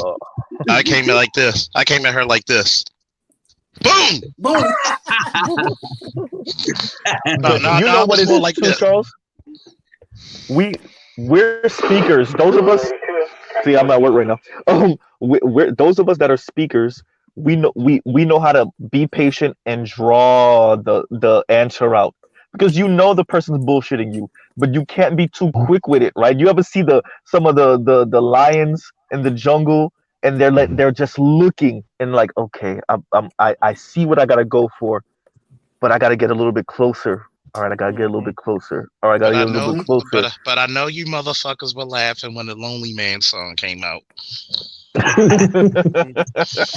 the Incredible Hulk classic. That was straight from the Incredible Hulk, man. I was like, when she started saying how hard women had it, I was like, oh, I got a perfect song for you. Wait a minute, women got it so hard. I have a very soft spot in my heart for Bill Bixby. Oh yeah. So every time I hear that, Courtship of Eddie's Father, The Magician, the Incredible Hulk. He's one of my favorite television actors when I was growing up. You know something that I realized, Charles, I'm going to take a second, is that we're still stuck in going back to this. The narrative needs to change. I'm Borgen. Give me a second. Am I still Borgen? Still Borgen? Maybe now. What about now? You good? Okay. You good? All right. So a lot of the narrative needs to change around LGBTQ rights, women's rights. We've made advancements. Does that mean we're perfect? Maybe not. It depends on who you talk to. Of course, the ladies are going to say no. But the language is still stuck in like 1965. And that's the problem. I don't think, as Black people, we're like, okay, we got a BS president since 1965 that was Black. We got a couple of CEOs, some military high-ranking officials. Like you could take notes. I don't know if women are taking notes. Like, okay, we're actually reaping the benefits of the feminist movement, but there's a dark side that come to this though. There's a dark side that come with freedom. There's a dark side that come with these liberties. There's a dark side that come with prospering as a group of people. The dark side of prospering as women is that if you still trying to practice hypergamy a certain way, that's going to bite you in the ass. Here's a question. If you're up, how do you reach up? How does the ceiling reach up? How does the roof reach up? Women are doing better in life. You're doing better in life. All of this conversation stems from Kevin Samuels, right? That sister was a 6-figure sister, and she's still reaching up. You're like part of 5% of women that make 6 figures, something like that, and you're still reaching up. Hey, officer, that's the problem. I like to. I'm in the Chicago area, and Chicago has some of the world's greatest architecture, and I like to visit, downtown Chicago and marvel at the skyscrapers right? Some of them have been built, started, around, the early part of the 20th century. And I think about the men, the very brave men who built those structures when the safety standards were not what they were in modern times, where men very often died building those buildings. Yep. And I think about the investment that men make in civilization, the sacrifices, the blood, sweat, and tears, very often their lives. Over 95% of all humans that die at work in America are male. Women have no real appreciation for what it takes to build and maintain a world. And what they don't realize is this fantasy of equality that feminism perpetuated, it didn't liberate them. It liberated men. Bingo. It liberated men from having to take care of them, to protect them, to sacrifice for them, to build for them, to invest for them. You guys no longer have to do that shit. When I came up, my understanding was I'm almost 60, that I was going to have to eventually get married and have children and pay a mortgage, and create a community with other people and make sure the grass was cut and all those good things. You guys don't have to worry about that. You're free of that. And the women don't realize is by you being free of that, then all the real and true burdens of this modern society all fall back on them, and they aren't built to handle it. See, this is what happened. True. I don't like to really talk to the chat. Lord Fader. I don't look at it. I'm a soldier. I look at everything as a battle. You conversing with your bill collectors is a battle. you getting on the highway, driving to work is a battle. Not everybody makes it out of that battle, okay? See, once again, did I cuss her out, fellas? No, you didn't. No, you did not. Yes, you did. Her feelings might have been hurt, though. You did it with that Darth Vader voice. and you let her speak very freely. You hardly at all interrupted her. Right. You only interrupted her when it was clear she was on some bullshit. But even then, you let her speak very freely. And then if you paid attention, many of the women, like Nicole Ali, was laughing at her because she even said, why don't you make your own page? Number one, I'm going to tell you something. I'm very experienced about women. And I've noticed one thing about a lot of these women who don't have YouTube channels, but they seem to frequent everybody in YouTube. You're not getting the attention at home. As soon as she starts talking that DNA. As soon as she starts talking that shit about he doesn't understand why men don't want to pay child support. No, men want their children. They just don't want to be raked over the coals for their child. That's if the guy truly do exist. But that's for another show. And see, notice how I dismantle every argument she had. Yeah. That's what why Officer Faulkner doesn't she understand? No, you already know. Sergeant, it's Sergeant. It's Sergeant Faulkner. But this is what she did. Charles. Told you, she was like that. I got to interrupt you on something, Charles. It's not the fact that men don't want to be raped over the coals. We want our children. Half of the time, why do men leave? It's because we don't want the bitch that they came out of. Exactly. Yep. I mean, I'm just going to let you know. Now, if you really want to know the truth, ladies, that's what the truth is. We want our children. That's why half of us will pay the child support if you allow the child to live with us. So we'll pay you to go away. See, what happens is this. A lot of these broads want to go and say, well, these men are being mean, they're disrespectful. No, you don't understand men.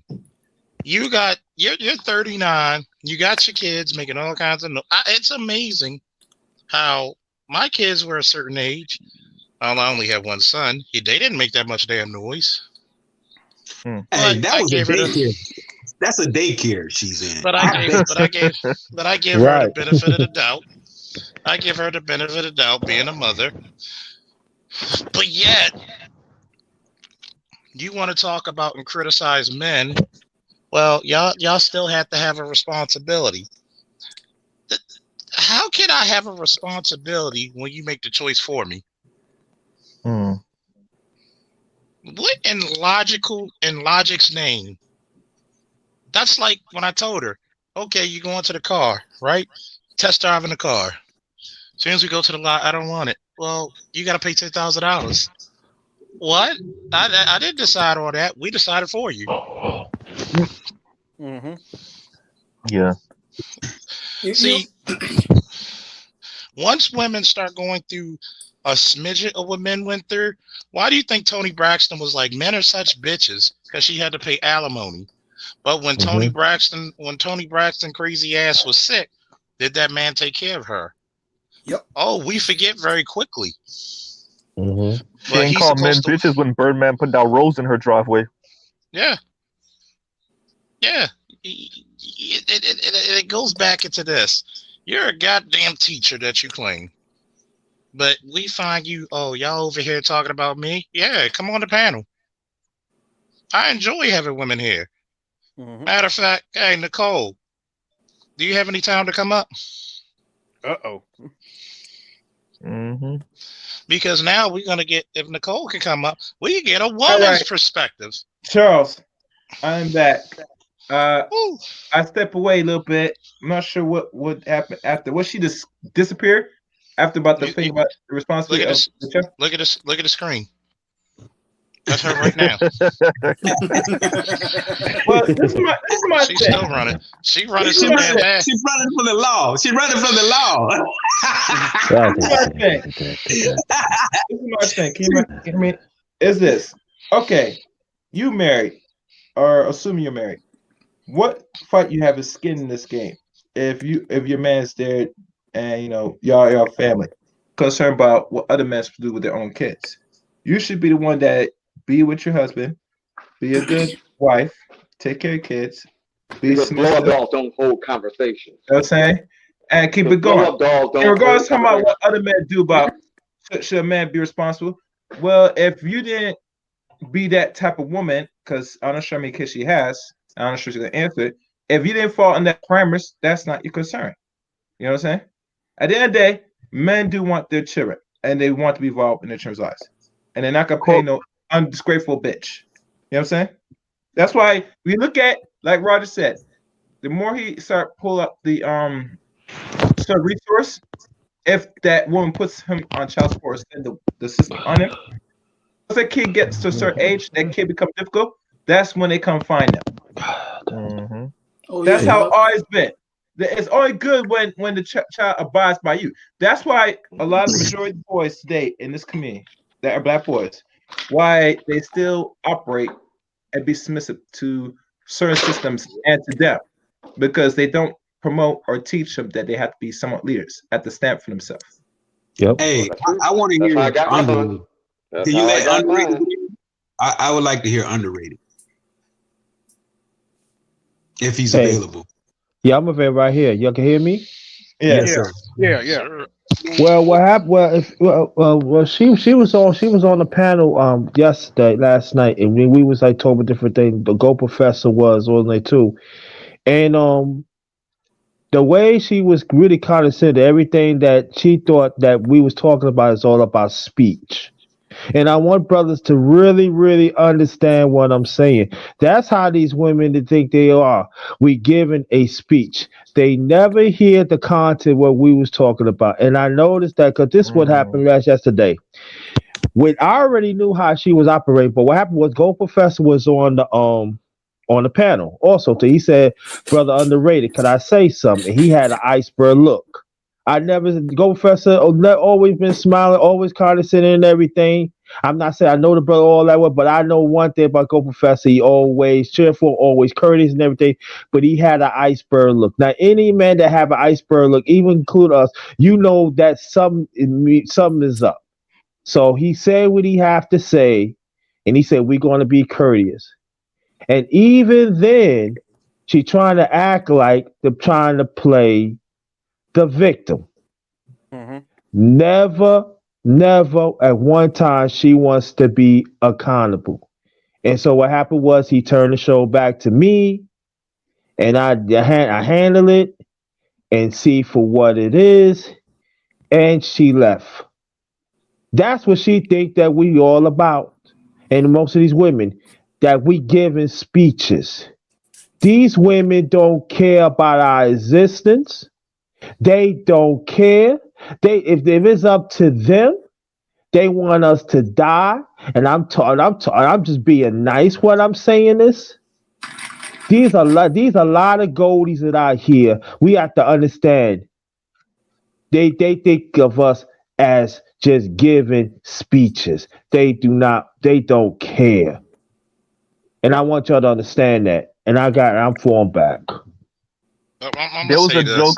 Oh, okay. Go ahead. Say what you're gonna say. It's only gonna take a second. Talking about somebody brought up, we would take the kid. Corey Holcomb has a joke. I'm gonna be a little bit more artful with my language than he was, but essentially he said, if the doctor said, do you want to abort her or do you want to abort the baby? You'll see how many fathers come out that damn clinic with the baby. Oh man, you're right about that, brother. Yeah. Oh man, I ain't gonna lie, man. You ain't lying about that. Ooh. Mm-hmm. See, I missed that. What was that?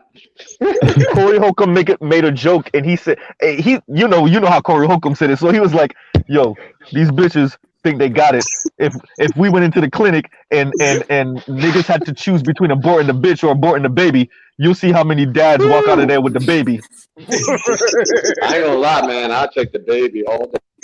Oh, See, it's crazy. I was a single father for all that time.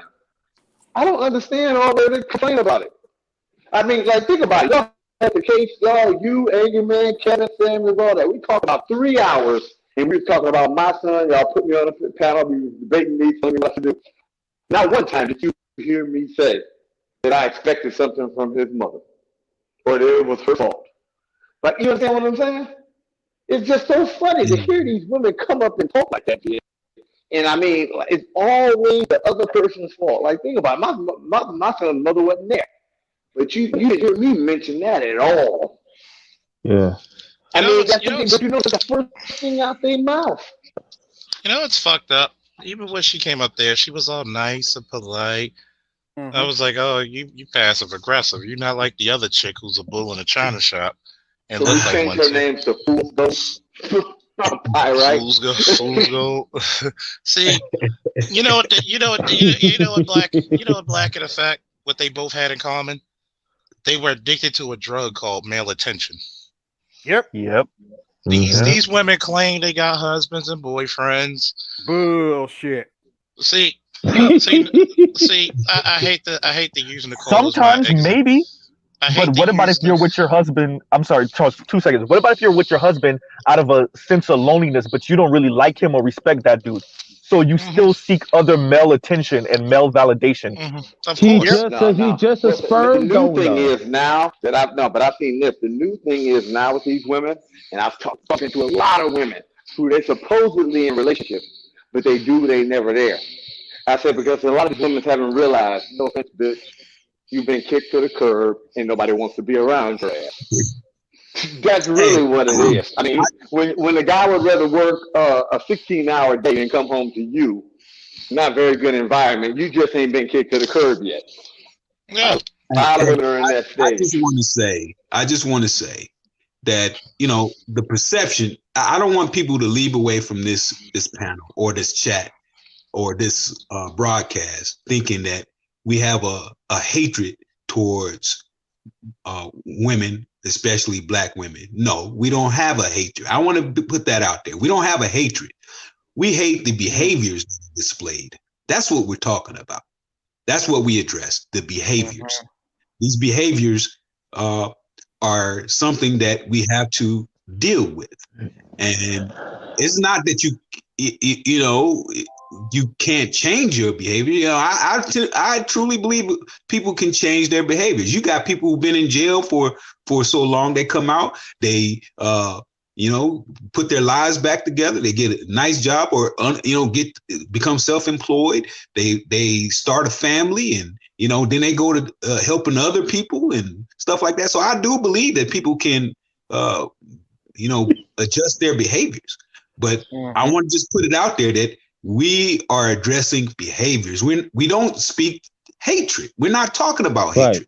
And I think many women get the idea that we're spewing some type of hatred. No, we're talking about that behavior. The behavior is what we're talking about. Oh yeah, I like that. I like to announce this. Thank you, Jonathan. Thank you, Black Uber. Thank you, New, for the Cash Apps. Sure. Go ahead. One thing, you know, one of the problems, the behavior is not going to change, because basically is they're in a position of power. They're holding all the cards when it comes to relationships, child stuff, all that stuff. There's no, it's basically like this. Until I'm not really gonna lie. Until the black man just say fuck it and we attack the government program and say why, then the behavior will change, because there's no reason for them to even take your opinion into consideration when they hold all the cards and they win 85% of the cases. Yeah, well, hold up. Why would you even gamble with a person? Go, Professor, regarding whether we hate them. You know, there was a time in the galaxy far, far away, but when there was much more segregation between men and women, where women would know, you know, a man or two visits or whatever, the woman would know I definitely need to excuse myself from even being within earshot of what was going on between those men, right? And men could speak freely and say things that were not necessarily complimentary of women, that women might consider to be hateful. And the men aren't necessarily being hateful. They're just being honest. They're being candid amongst men. They're working through their issues.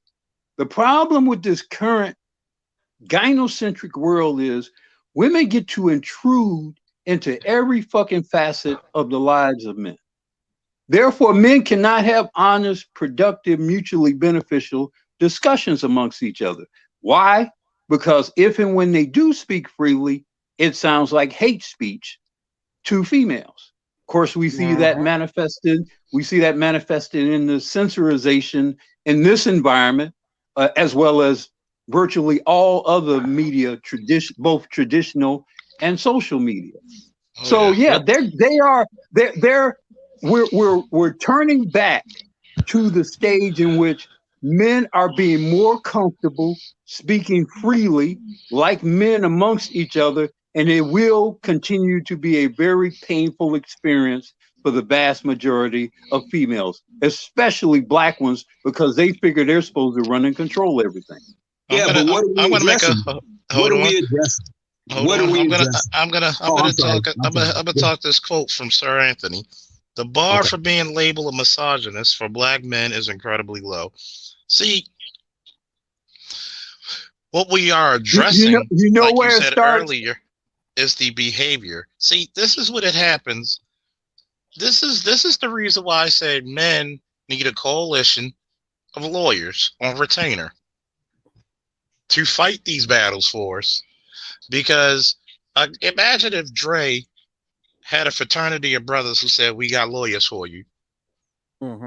How different his outcomes would have been. And also a cast of private detectives, because he might have seen this coming a few years in advance and been better prepared to deal with it. Hey, what is a daggle? What's a daggle? Oh man, she's I guess a female maggle, or I don't know what the hell it is. You know, I'm so. I think it was a term initially created by the mad bus driver guy. He refers to Ado's women as he referred to him as the Scraggle Daggle. And then so they just started using, I think what's the brother's name? I forget his name. I haven't seen him much in the manosphere lately. He just kind of shortened it to Daggle. But yeah, I think it was originally coined by the Mad Bus Driver dude, the SYSBM guy. See, it's crazy because I'm just still, going through a short recollect of the conversation with Goldie. And I'm like, one, I really think she was talking to somebody stupid. Did anybody get that? I think she was thinking she was talking to somebody she could get over. Black women talk to black men and don't behave as though we're stupid. I'm hard pressed to recall many such instances. Yeah. Great. Yeah, but this once again, this speaks to a behavior that has gone unchecked. So when you, Charles, started addressing how she was talking, and you was addressing how she was carrying herself, you were speaking to her behavior. Okay, and that's what I'm talking about. We do not hate anybody, because women will constantly spew that. They will say that we are hating them. We hate them. No. What we hate is the behavior that is taking place. But part of the goal is you must accept that they're engaging in propaganda. Okay, it's not just an emotional. It's not just an emotion. It is an intellectual enterprise. It's not just an emotional incident. It's an intellectual tactic, because look at how the language operates. Hatred, misogyny, toxic masculinity. All these things are very effective tools used in the media, used in the government, used in certain court practices. All these things are very effective too. So when they say we hate them, it's not just an emotional response, it's an act of aggression and power. And it's asking white power to come in and do something about it. I'm telling you.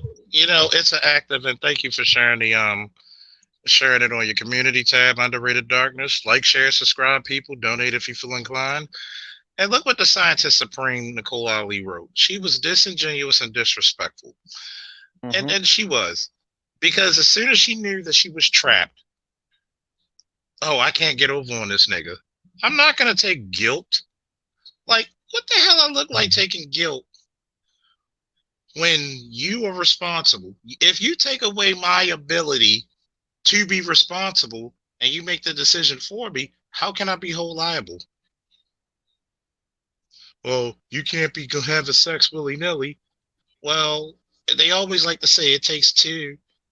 Yeah, but it takes one to make the decision. See how it doesn't play out in our favor? And then here's another thing. You got a husband, which I don't believe she's a teacher. I believe that she's a goddamn housewife,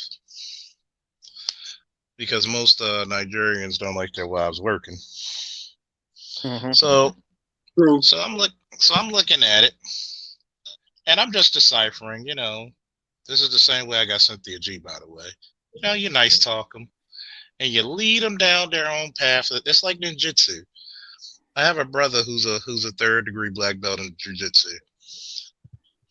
You know what he says about that martial art? He says you become the accomplice to your own destruction. You give me a limb, you stretch out your limb, I'm only going to take what you give me. You gave me the information. Well, and it's like, really? You want to criticize men on their responsibilities, but you can't criticize women for their womb reckoning? They could be willy-nilly with their womb, make any dude they want a father, and not even vet the dude. But Charles, one of the most effective. I'm gonna say this real quick.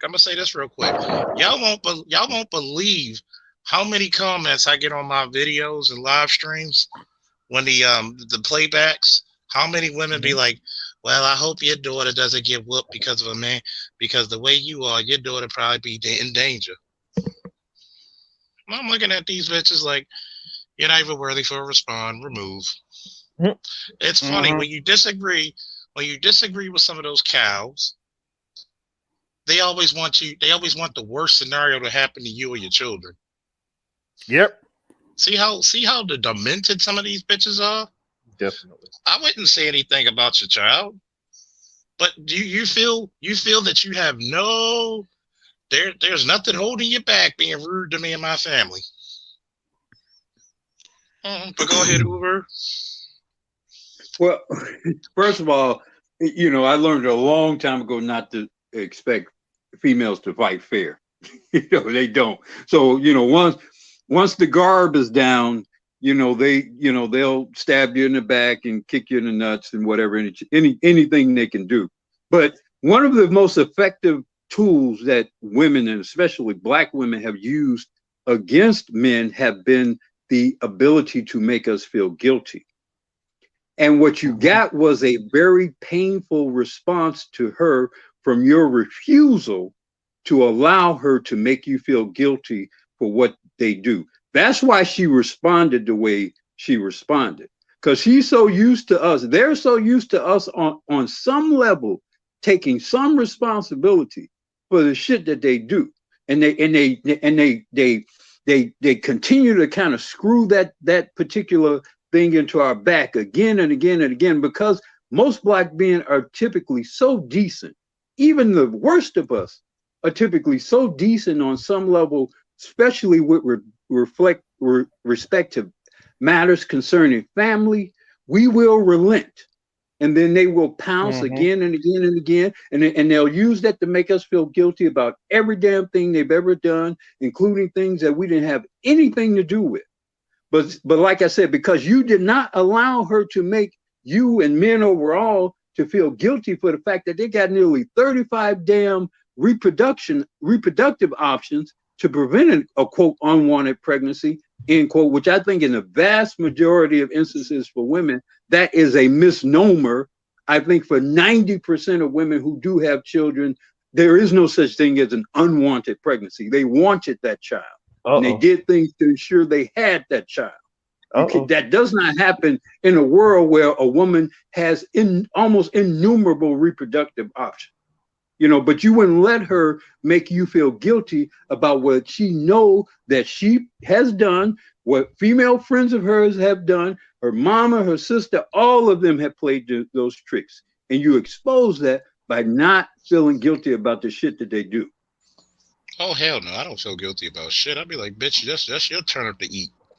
Like, you're gonna eat that shit. I wanted to address you're gonna take these verbal jabs. Right. I wanted to address the propaganda piece. So essentially, are we saying that Black women use the language of hate and misogyny and misogynoir and this type of language to appeal to white power, to reprimand us, right? Or to intervene in the conflict between Black men and Black women. So how do they think that's supposed to work? Let's use YouTube. Now, if they get to label that this is hate speech, what will YouTube do? They'll take down channels, they'll censor or whatever. So they know when they use certain words, the effect that will have, what that will incite within the white supremacist structure. They know that. They're not stupid. They know if they use certain types of words or use it in such a way where certain emotions are conveyed from a female, they know what's going to rally around them. They know that. So it's very purposeful. It's not just them being emotional. It's not just them being female and women and female nature. No, this is a deliberate tactic that they're using. And as Officer Charles was saying, it is war. It's very much war. It's very much a battle. And Black, and we need to accept that that's what's going on. And Black men in particular need to accept and embrace that that's what's going on. Okay. Going to what you're saying, all we got to do is look at. Go ahead. I'm sorry. Go ahead. I'll go after. Okay. I was going to say one thing I want to say is this is the problem, right? He's so right on that. See, the problem with this is shows like these shows, and when men talk like this and get the information out there, you're doing the main thing that's hurting them more than anything. You're taking away potential victims. You're upsetting the status quo. The reason why the media companies don't do that because they know if that's one less dude out there that'll fall for that trick. That's what I mean. Unfortunately, a lot of men are growing up and seeing this. So a lot of men are probably, we got people that are probably sitting here now that it's like 15, 16, that these could be future people in government that are going to make sure that they don't put any bills like that on the books. I mean, the problem with information is that upsets the status quo. Even though the information is true, they consider the information toxic because it screws with their way of life. You're taking away all options for them to get over. And the problem is, it's making their job harder because a lot of men aren't falling for the crap anymore. I mean, a lot of men are seeing what they're going through, and even the ones who actually made it out and say, hey, I went through it, but I made it out unscathed. They realize that, wait a minute, I got to be cautious. So less potential victims. Go ahead. So go into what Black Uru said. We see this with that BLM document, right? You see them got to destroy the nuclear family, right? Like and this is why once again I'm a little bit more lenient than some of the other brothers about the average Black woman, right? I think there's a group of understanding, well-knowing, like evil genius type level of women in general, but Black women specifically.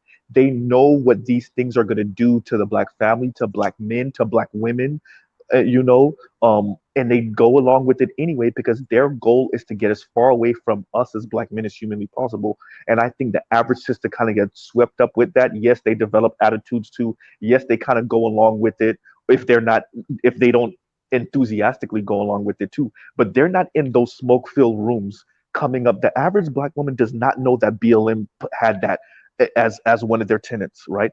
Or to push aside and it's funny how much of this is built off of George Floyd's back. But if George Floyd was alive and he walked into one of their offices with complaints, they would have pushed him to the side. Or if he went to one of their meetings, they would have pushed him to the side. But then they use his death to get LGBTQ stuff going and to get stuff for the Latino community going. So I think the average sister doesn't know that. Mr. Z, Hold Mr. up. Z. Charles. Yeah, go ahead. I'm listening. Hey, Charles, you have another lady that you can bring up to the panel and drop us down and have a conversation with. Ask her to come up so we can, have a conversation. You can have a conversation and resolve some of these, statements and questions. Man.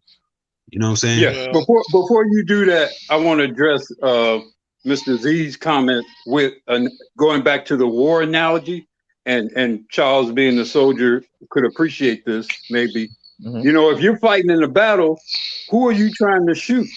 Are you trying to shoot the generals, or are you trying to shoot the guy on the other side with the gun in his hand?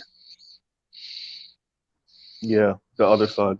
Yeah. I mean, it's true that there are forces above that are orchestrating and controlling what's going on, but they're not the ones that you're dealing with in the day-to-day.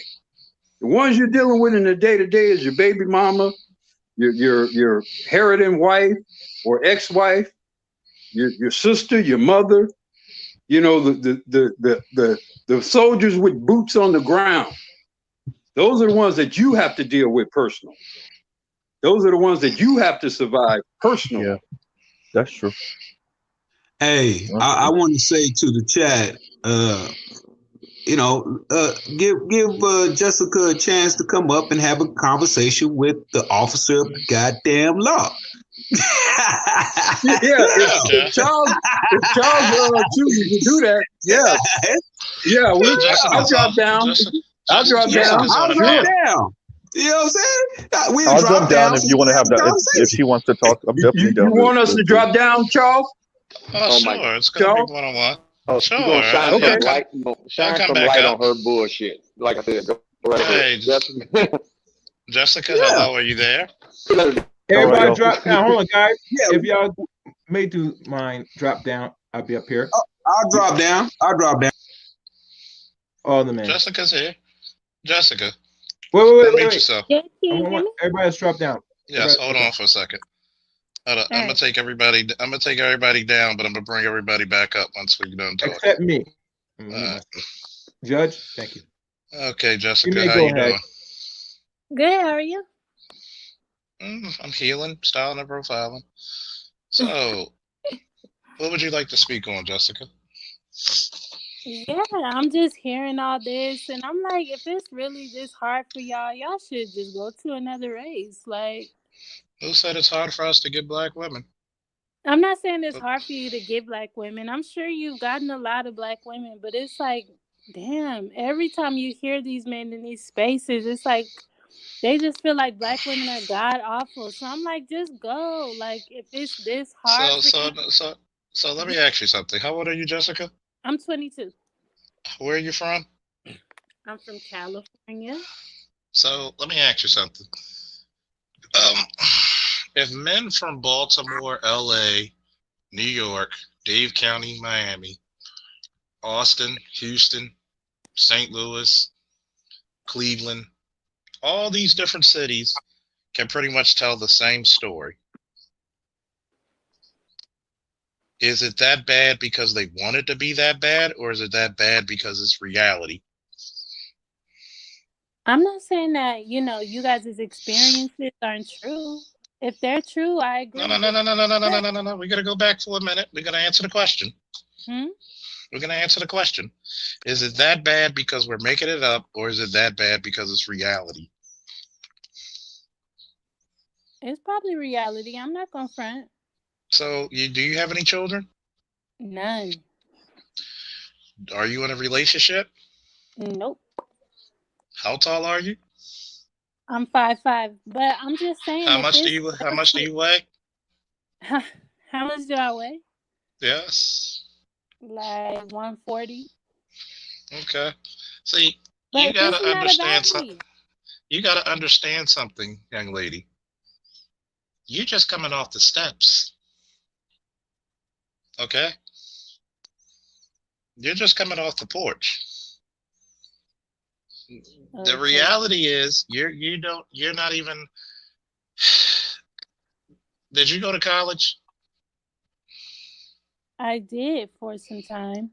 But I'm just Did you? saying, if you have, like you said, all these people, all these men who are complaining from all different areas, if there's so much tears and animosity, it's like you might as well just go, because if the good black women that are out there, you're gonna come across them and you're still gonna try to put them in a bad box. Like, No, we a don't. lot of these dudes, they can't even see No, a we black don't, woman because you beautiful gotta life. understand something.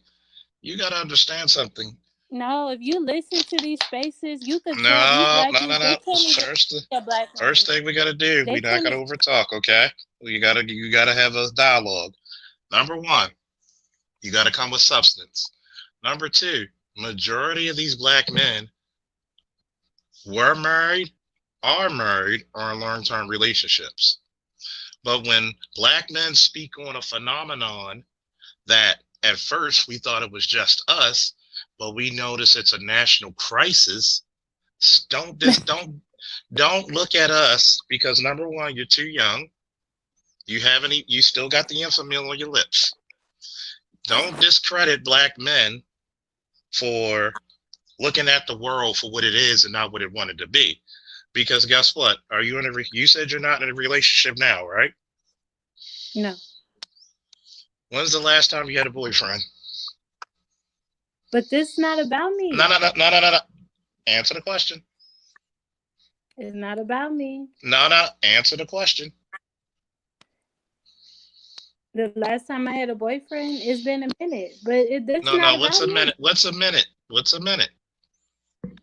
This is not about me, sir. It is This about you, because like, how you gonna tell people you're 22?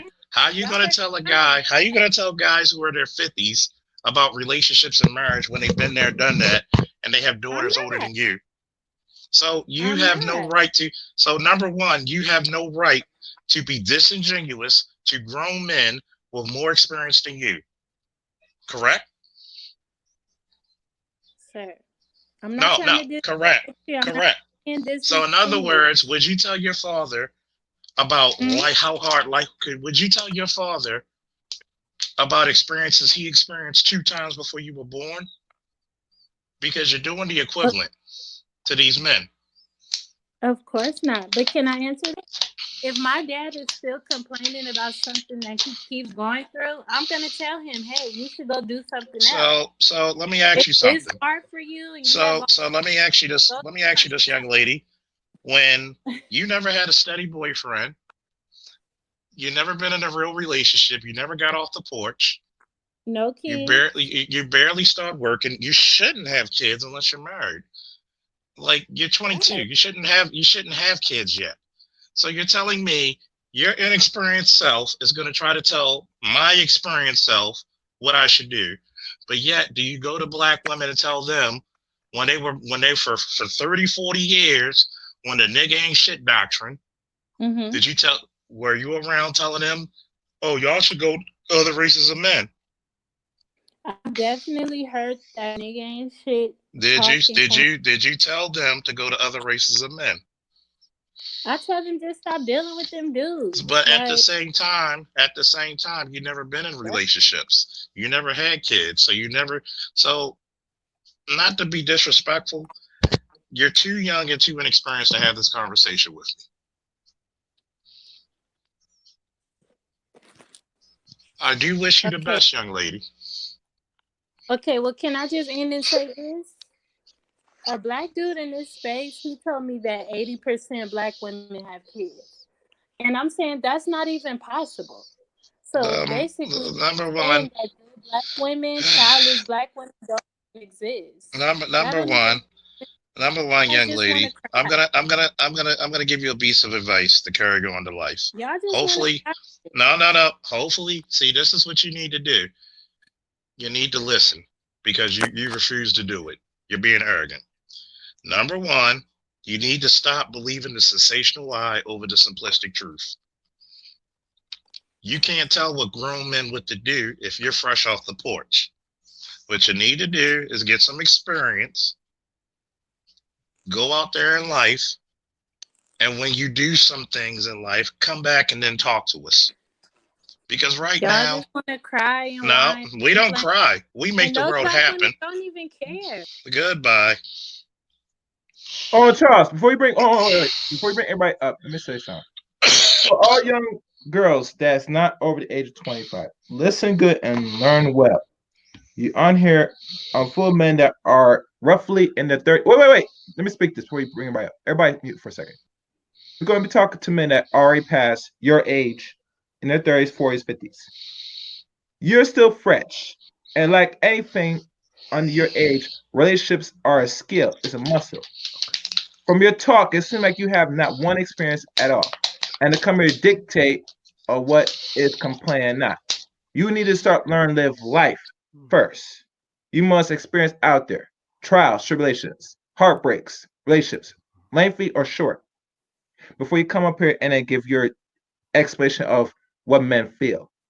And trust me, sweetie, the older you get, you're going to understand the real true nature of men. And it seems like your father has not taught you that shit yet. Because the first rule law, when you come up here, you should be respectful to other adult men.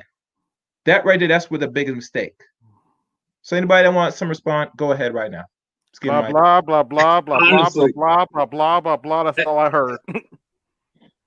As I listened to that, I had this uncontrollable feeling that Charles should just like put her over his knee and spank her. Pretty much. I mean, yeah, pretty much. She was so childlike. Hold up, fellas. Y'all some crybabies. Y'all can't be my dad. Right. Well, your dad should have wiped you off on a napkin, and your mom should have swallowed you. Yeah. Can somebody do the honors and ban her to the shadow realm? No, you just send her off away. We don't use the word ban. Matter of fact, we don't ban her. We're not gonna block her. I just want everybody to time her out to infinity. Twice a piece. Don't block her. Okay. Just time her out twice. Everybody in the chat who got a wrench. Don't block her. Just time her out twice. Yep. Understood. Thank you. Yeah. So like I said, and think about it, Charles, this is pretty good right now. That you're being very cultural. Right now with a lot of young women. See, it's funny, right? It's funny. I'm being cordial, speaking to people, Mm-hmm. and we got some little Cabbage Patch Kid who didn't come off the block yet. But y'all crybabies, but you don't even have a man. You're man repellent, sweetheart. Yep. And you're young and you're man repellent. You won't even get a man. You'll die with a bunch of iguanas and cute little teacup pigs in your house. Hey, Charles. Yeah, this ain't her first go around. She's been around before spewing the same bullshit. That's all I knew how that's gonna go. Charles, Go she's ahead. 22 years old. Yeah, she said she's Allegedly. Bro, Yeah, young enough for R. Kelly to pee on her.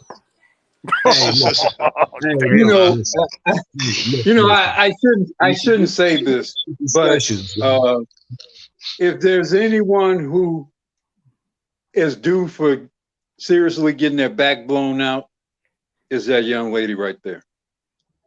Hey, I just want to say, she just one good one away. Look, listen,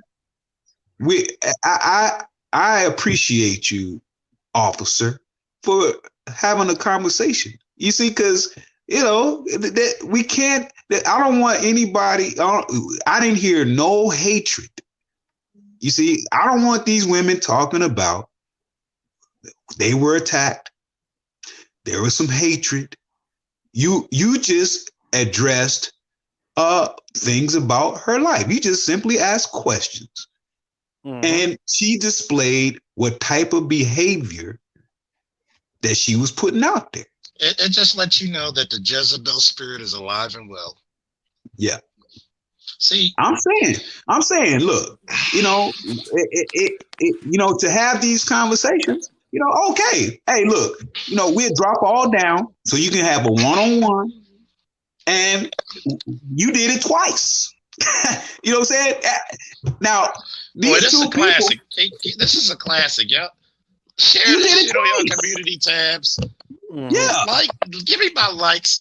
Donate if you can, because this is a fucking classic, okay? Hey, Charles. What's up, Josh? What's up? I was looking at the comment section of that goofy Jessica chick.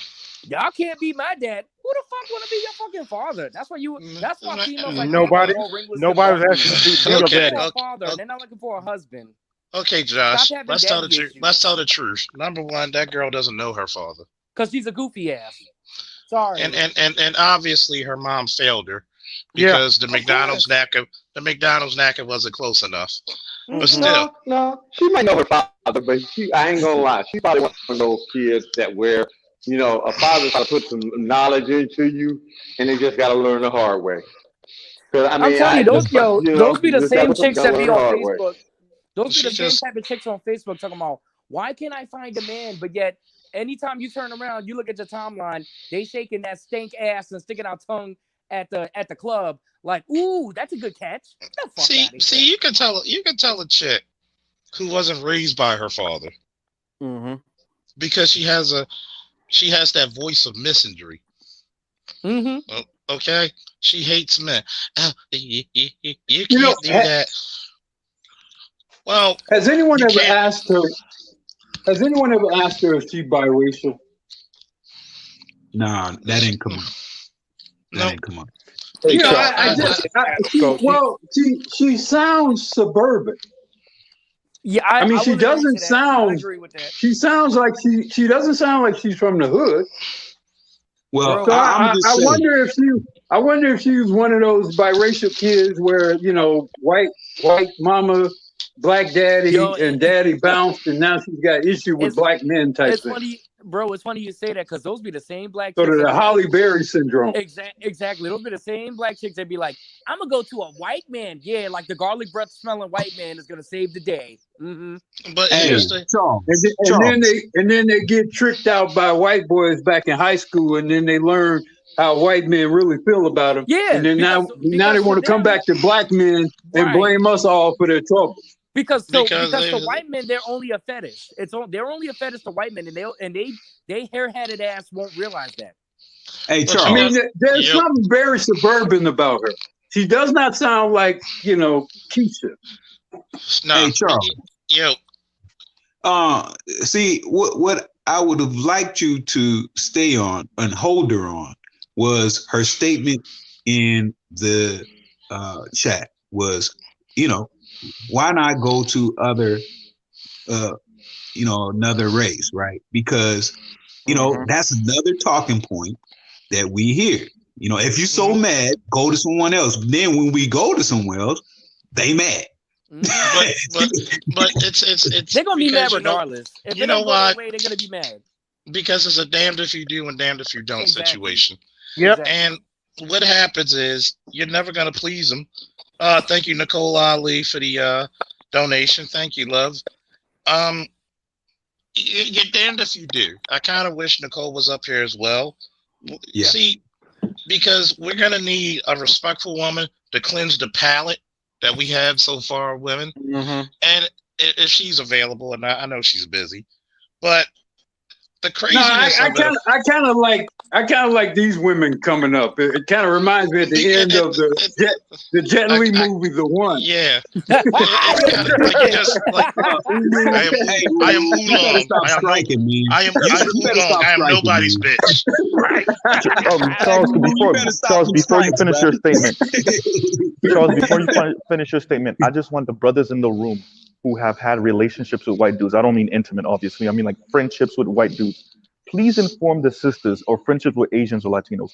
Please inform the sisters what these men think of them, because I don't think they understand how anti-black these men are and how maybe they might have sex with you, if even that.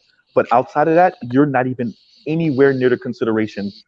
Please, because I don't know where they think they're gonna go swirl. Like I think they're telling us to go swirl because they think they can do this. Like, okay, you're gonna leave and then I'm gonna leave. You don't know these white dudes, and there's evidence of that. There was a study that said it's not gonna go beyond sex with these white dudes. Like they don't. They don't know that. Yeah, go ahead. A conversation with the guy who has that mindset, because if he's speaking that way again about her, he's saying the same thing about you. Exactly. I don't know. You know what I'm saying? He got that same energy. And it's crazy because it's crazy because I kind of wish I got almost 1,500 subscribers, like somewhere like almost 1,200 subscribers. I kind of wish I had at least 2 watching, because this is actually very informative. What happens when you get a cordial black man to speak with you? And notice you got from 39 to 22, and you see almost no difference. Nicole Ali says she'll be here in 10 minutes. Awesome. Okay. Thank God. Look at this. She's still, gentlemen. If it's that hard, just move. Be happy. Ladies are supposed to cry. Why are you here? But where's her man at though? Where's her man at? If she got a man, if she doesn't have one. That's the reason why she doesn't have one. That's what I was going to say. Because if she had a man, she'd be making him a sandwich and not arguing with us. I swear to God. I swear to God. Since she didn't learn her lesson. Everybody who has a wrench, time her out 3 times a piece. Everybody who has a wrench, just magically send her to the Phantom Zone. Tell Kal-El get off that goddamn rocket ship. Hey, Charlie, I think she might have a thing for you, brother. Yeah. I mean, it's not the first time, okay? She might have a thing for you, officer. well, I do walk softly and carry a big stick, so hey. I mean, oh man. That sounds like some pimp shit. Take care of your respirator. You know what I'm saying? Come out there, she better be careful, because when I go to the bedroom, I'm like this. Yo, you stupid.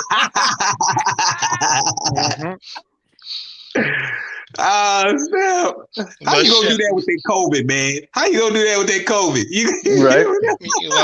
Well, you wear a mask for one head and you wear a mask for the other. Yeah, that's 2 condoms. Sometimes you just got to get that bullshit out of here.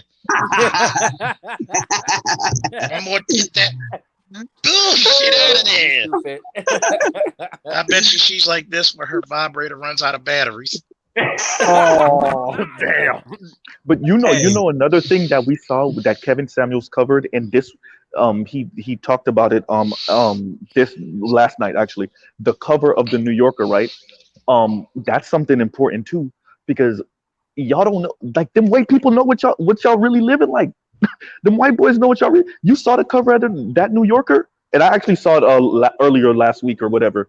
But the cover of the New Yorker was a sketch of she looked like she could have been light skinned black or maybe Latina, sitting at the table in front of her computer or her laptop with all the chaos on the floor, the chaos going on in the background, but her top was that of like a very nice, I don't know, blouse or something like that. But she hadn't shaven her legs. She got stuff on the floor and all of this craziness. They know what y'all living like for real, especially during COVID. Everybody know about the facade now. You can stop it. Take the mask off. Everybody know what's under there. Not to mention all these heifers getting caught on those Zoom calls with their kids. You see what I'm saying? People know what y'all live in. Like Kevin Samuel said, the gender war is over. You can stop the facade. The white boys know why you're going over there. Black men know that y'all really don't got nobody. We know that your vibrator batteries got to get changed every 2 days. We know what your life really is. Well, we know what y'all living. We know what y'all living like. Y'all act like we didn't grow up in the same house with y'all. You know what I'm saying? Like we didn't go to the same churches, like we didn't go to the same schools, like we don't live in the same neighborhoods. We know what y'all living like for real. We know. You can stop the facade. Z. Go ahead. Hey, Mr. Z. We know she's with you right now. We know. You I don't know why you Nah, bro. I'm at work right now. But yeah, man, it's just sad. You know? About it. He over there right now. I gotta talk to one of my brothers from another mother, Terrell, the former lieutenant. Terrell, and now entrepreneur. Terrell, you still there? Yes, sir. See, how did you feel when a 22-year-old is trying to talk to a man who's almost 40 about life? Wasn't that disrespectful as fuck? What's your take on these broads, man? The two broads that's been on here. Well, I heard that last one. I mean, I think it's good that she's even listening, but you know, responsibility is not going to be taken from a female that age. Nobody's going to self-evaluate at 22, and it's just amazing to me how naive she is. I had to reflect and think to myself, damn, was I that dumb at 22? God damn. Like she has no idea.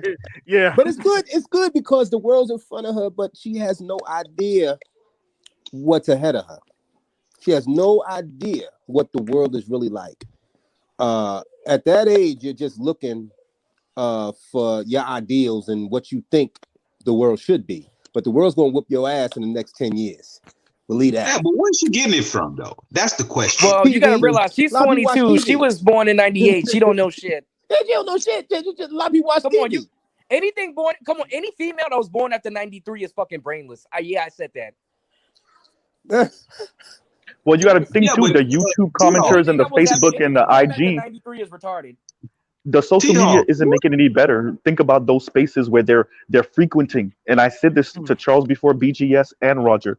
These girls are just watching beauty tutorials, things about colorism, things about leveling up. When we're in these spaces, Charles talk about wrestling. We talk about cars. We talk politics. We talk man-female relationships. We talk science. We're literally all over the place. You see what I'm saying? These sisters are only consuming like 3 or 4 different type of entertainment or education. I'm not even gonna say education because they're not consuming educational shit outside of going to school, going to college, maybe, you know. So that's where they're getting this type of information from. Well, this is the YouTube World Star Hip Hop generation, so it's a very short attention span generation that we're dealing with here. Hey, I think she's getting it from AD Media. See, I think what happened was I didn't know that heifer was still around. I think what happened was when she was in high school, she had a little nickname called Ran Through. Yo, you stupid. Ooh. Oh no. Because you're mad. Oh, y'all whining. You're whining. You're whining, kid. I didn't even know you were here until you came on the panel. Shit. Charles, did you say her name was Holland Tunnel? I would have said her name was. I would have said her name was Arlington National Cemetery. She had so many bodies. Oh Lord. Darth Vader, aka Officer of the Goddamn Law. You kind of hard on it, brother. Well, she not as hard as that basketball team was. Oh man. Ooh, damn. That's some cold game, man. That's some. What you said about her being like the Panama Canal with all those boats coming through? Hey, Mr. Z, that's your girl. Why you talking? No, bro. That's your girl, man. Ladies and gentlemen, we're about to finally cleanse our palate. We're about to have a woman of stature, a woman of status, a great woman of intellect. You talking about Tanae? The scientist of the space. You stupid. The scientist of the space. Actually, yes, but the complete opposite. But no, let me stop. She is so vaunted, not only in beauty but also intellect, that we had to bestow upon her the title of Scientist Supreme. Ladies and gentlemen, coming up in a few minutes and probably a few seconds, you will actually learn what a real woman. Hold up, where it is. Everybody all together on the panel. 5, 4, 3, 2, 1.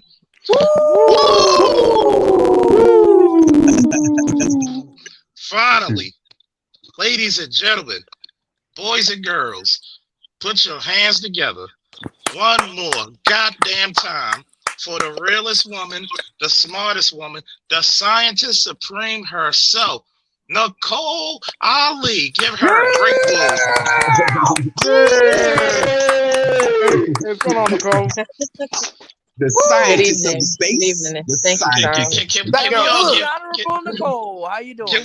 Can we all give her a woo just for cleansing our palates of a woman? I don't even know. I know she's five. 1, 2, 3. Hey. I'm gonna hit her with the Hey, Nicole, I bet you never had an introduction like that. Hey, I'm gonna hit her with the Martin. I'm gonna hit her with the Martin. Woo woo woo, woo woo woo, woo woo woo. Y'all too kind. It's too much. I'm humbled. I appreciate that. We love your presence. Do you notice the difference when this woman came online compared to the others? Yeah. But I thought it was disrespect all black women.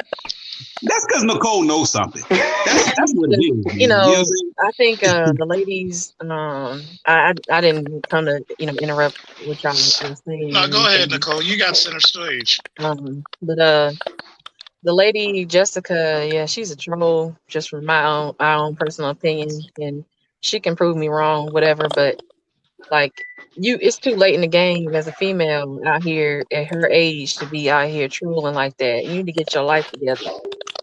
Because it's too much. Like you have, like someone said earlier just a few minutes ago, I think Terrell or what was it somebody was saying I think I think you said that she has a life ahead of her and things like that. And we recognize that because we know how it was at a younger age, early 20s and stuff. But the problem is she doesn't know that, and having a female that's older than her to, really put some game into her, that's important. Like saying that y'all whining and stuff and everything, it's a lot of projection and a lot of issues that she got. Everything she's saying that y'all do, she does. Yep. Everything that what's going on, AB? Everything that the other lady, Goldie, I have my own issues with her. I don't say everything I feel or I think on here.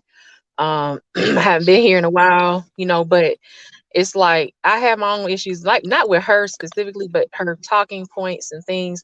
I don't give a damn whose channel you go on. I go on Roger's channel. I go on so-and-so's channel. I have conversations with so-and-so. Nobody gives a damn what channels you go on. Your talking points. One thing I can say, you consistently wrong. about a lot of stuff.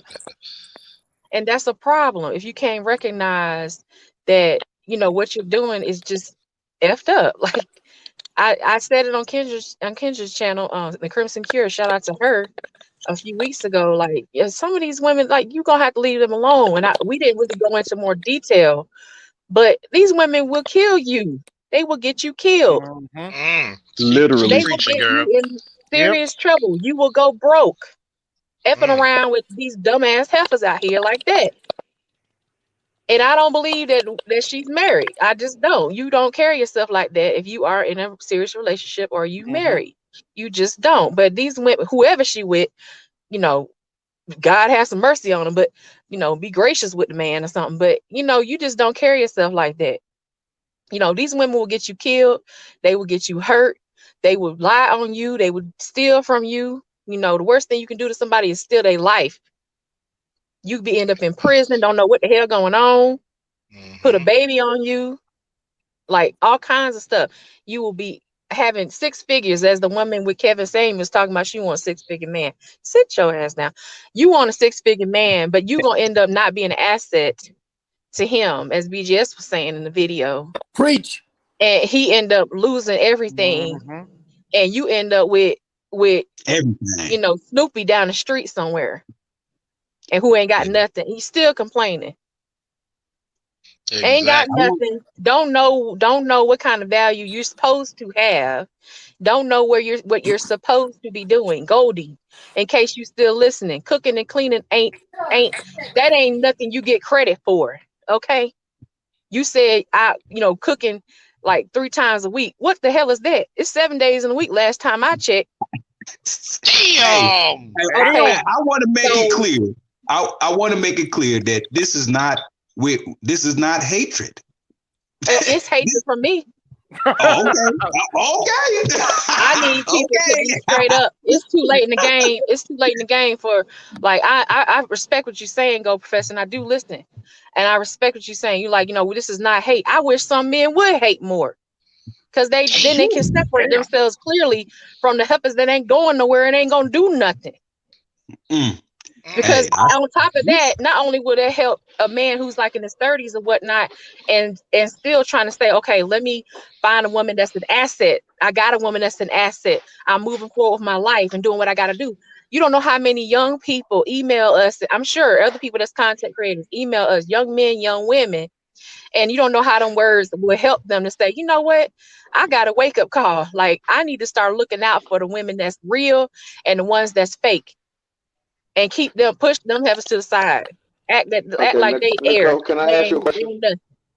Yes, sir. I'm sorry. Okay, yes, sir. I want to know, like when you hear these women talk about, well, I cook and I clean and all like that shit, like that. I mean, how does that feel as a woman to sit up here and say, like, well, that should entitle you to a man? I thought, no offense, you got to cook and clean anyway. That's just normal part of being an adult. But how do you feel as a strong woman when you hear a woman say, well, I cook and I clean? What's the first thought that comes to your mind? I want to hear that. If they say that they that's as a disclaimer. Well, I do cook and clean. Heifer, and how you gonna be cooking and cleaning, but the man can't come home without seeing your black face seeing your face in his face when he just got home? Why are you in his face? Sit your ass down. That's what I think. Sit down, regroup, figure out what it is that you need to do that's not physical all the time, because cooking and cleaning, that's a physical thing. And half of y'all can't cook in no way, so I don't know what you're talking about. It's in a box anyway from Postmates or something, but you you fake and bake. Do it from a styrofoam into a pot and you ain't did nothing. Hey, wait a minute. This was a live night. Be quiet, everybody. Let her go. Don't interrupt. You got 10 minutes, girl. Nobody say nothing for 10 minutes. This is your show for 10 minutes. I don't need that much time, but the first thing I think is, I mean, do you have things planned out? Like, it's just, Shahrazad Ali has said it before, and Art Newstyle played part of it. And I always remember that her speech, like, this is from the 90s, and she was saying, I started realizing going around the United States that if we're not able to cook and prepare food properly and feed our men. And we talked about this too. Me and Kendra talked about this as well. Giving them healthy food. Food is life. If you're not cooking properly, I don't give a fuck about you talking about you cooking and clean. What are you cooking? I mean, come on, like, let's be real. If you're not able to do that properly and keep that man healthy and keep him in the right state of mind, right state of being, you need to go somewhere else and be alone. You don't need to be with him. You need to let go and let God. Okay? You need to let go. Be by yourself and eat your little lean cuisine or whatever you're going to do, your Marie calendars or whatever. And you need to let him go find somebody else, because that's not the life for you. Food is life. Water is life. Women are supposed to produce that. You're supposed to produce, AKA be an asset to the man that you with. That's what you're supposed to do. And that's a requirement. Exactly, Dre. Like you said, that's a requirement as an adult to feed yourself and house yourself and get yourself together and make sure that you're keeping the right household. That's a requirement. That's standard. That's you shouldn't even bring that up on a date. That should be a standard. You should show that to him instead of just telling him that. Okay. That should be what it is. Do you provide him with a peaceful home? Do you listen to him when he's talking to you about something that's stressing him out, especially this time of year? Okay. You might be with somebody who got to deal with a dumbass baby mama, and she talking about, I need Christmas presents, all this other mess. And he's stressing about that. He's stressing about the job. He's stressing about COVID. He's stressing about XYZ, all this stuff. And you bringing more stress. How are you helping? How are you a helpmate? If you listen to Roger, he done all these streams about being a helpmate. You ain't helping nothing except yourself. Stuff in your face. Ain't getting on the treadmill. You're stuffing your face. You ain't on the treadmill. You ain't doing no low impact, high impact, medium impact exercises. You ain't doing none of that. You just, what are you doing here? Like, what? How are you a liability in that sense? You're not an asset, man. That's all I'm saying. And it's whether you're 22, 32, 42, 39, whatever the hell, you like, what are you doing with your life? And I don't think that a lot of women out here, especially the two women earlier, that they gonna necessarily listen to men. And there's no offense to y'all. I listen. They're not gonna necessarily listen. It really takes, unfortunately, females that are older, even older than me, like my mom's age, to cuss them out and get that hand tingling and slap them up a bit, to have them figure out what they doing wrong and correct themselves. Exactly. A whooping with a switch. Which used to happen back in the day. It used to happen.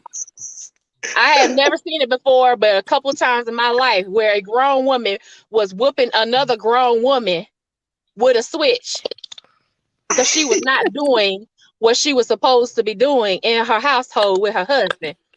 And she said, you're going to lose him. And she ended up losing him. You know what's funny, Nicole? Nicole. You know what's funny, Nicole? Obviously, these bras can't cook like you because you were volcanic.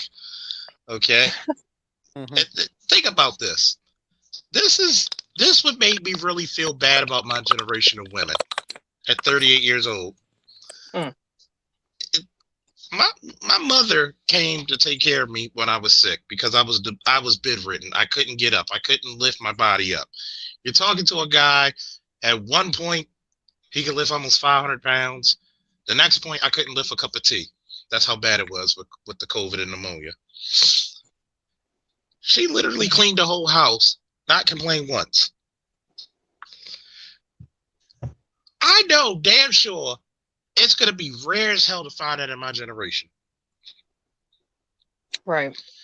And see, Nicole, I'm not going to ask how old you are, but we know you. I already know my age. You already know I'm 52 and a half, so stop playing. She said 52 and a half. You 52? Yeah, no, I was playing. That's my go-to age right there. I was about to say, if you 52, goddamn, give me your fountain youth. I told your ass got the super soldier serum over there. See, no, I will say I'm a millennial. I'll leave it at that. So y'all can see that. I'll put it to you this way. Your mom, who's also a fan of the Faulkner, I love your mom. Mm-hmm. It's funny. She taught you well. the next time you speak to your mother, tell her thank you from default. Because men appreciate great things. That's why if you ever notice, men tend to have collections like comic books, jewelry, tennis, cars, because we appreciate beautiful things. We appreciate the beauty of a proper woman. We will look at another man and congratulate a man who knows something that we don't. Be like, you been working out, man? Congratulations, good shit. You look great. Oh man, you know how to spackle the ball? Shit, teach me. But you never hear the same from the average woman. You didn't hear, like, do you know how disrespectful it was to hear a 22-year-old try to tell me about life? Like, I was about to say, motherfucker, you were still in your daddy nutsack when I was in Iraq. Wow. Wow. Like, think about it. If I stayed in the military, I'd have had 21 years. You cannot even equate life with me. True. All you are is a sexual jump off and then go away. If that. And instead of actually being respectful to men, like you said, this is the reason why you will not get the man you want. You will get the man you will deserve. And trust me, God protects fools and babies. She better pray that she protects her, because the same attitude she has with men and all that ignorance, she better learn one thing. All that whine and shit you accuse us of, Karma's a motherfucking queen bitch. Ooh. Yep. You ain't lying. Sitting on her throne and she pointing at you, motherfucker. And guess what? When she opens up her arms of dominion, oh, remember when you were talking about them men whining? I'm gonna give you 3 babies by 3 different men. Yeah, J-Do, I don't know you, dog. So I don't know what you're asking me all these questions for. Yes, I do. So all your little questions that you're asking, I do. He is the brother. Yes. He's black. He blackity black. Yes. So in case you want to know, since you're so nosy or whatever, you need to know. He trying to slide in, Nicole. He trying to slide in. I don't know where he's trying to slide in. So you ain't gonna slide in nowhere here. Like it's not gonna happen. But Trust me, I'm gonna tell you. like, I'm gonna tell you one lady that's definitely verified by the Faulkner man is damn sure the scientist supreme Nicole Ali. She's like, not to tell all your business. Yeah, she's a bona fide scientist who goes home and cooks for her man happily. Yeah. How much? And tell him how much weight that man has gained. I don't. That ain't even important. You know. His mom was like, "Oh, you treat him. Oh, you treat him so good. Oh, he's so." It's like, yeah, I do what I can, you know. But he comes from a big family, so it's like, you know, when and he has a lot of girls and boys. Like, it's 13 of them in the family, same parents, and I mean, the way they see young, and they correct the girls in the family, the nieces and cousins and stuff. Like, they correct their religion, so their correction is different than here. That's what I was saying. Like, from what I saw old school, where a grown woman is switching another grown woman for not doing what she's supposed to do in her household, it's worse here. Like, you get knocked out, you know, cussed out in Garifuna. Like, you like, what? I don't even know what you said, but I know it was bad. That type of thing happens. They don't play that type of thing. And I mean, from that culture, it's patriarchal, but I understand why that needs to be there. You know, why that system is in place. When they came here, that did not change just because they're in Los Angeles.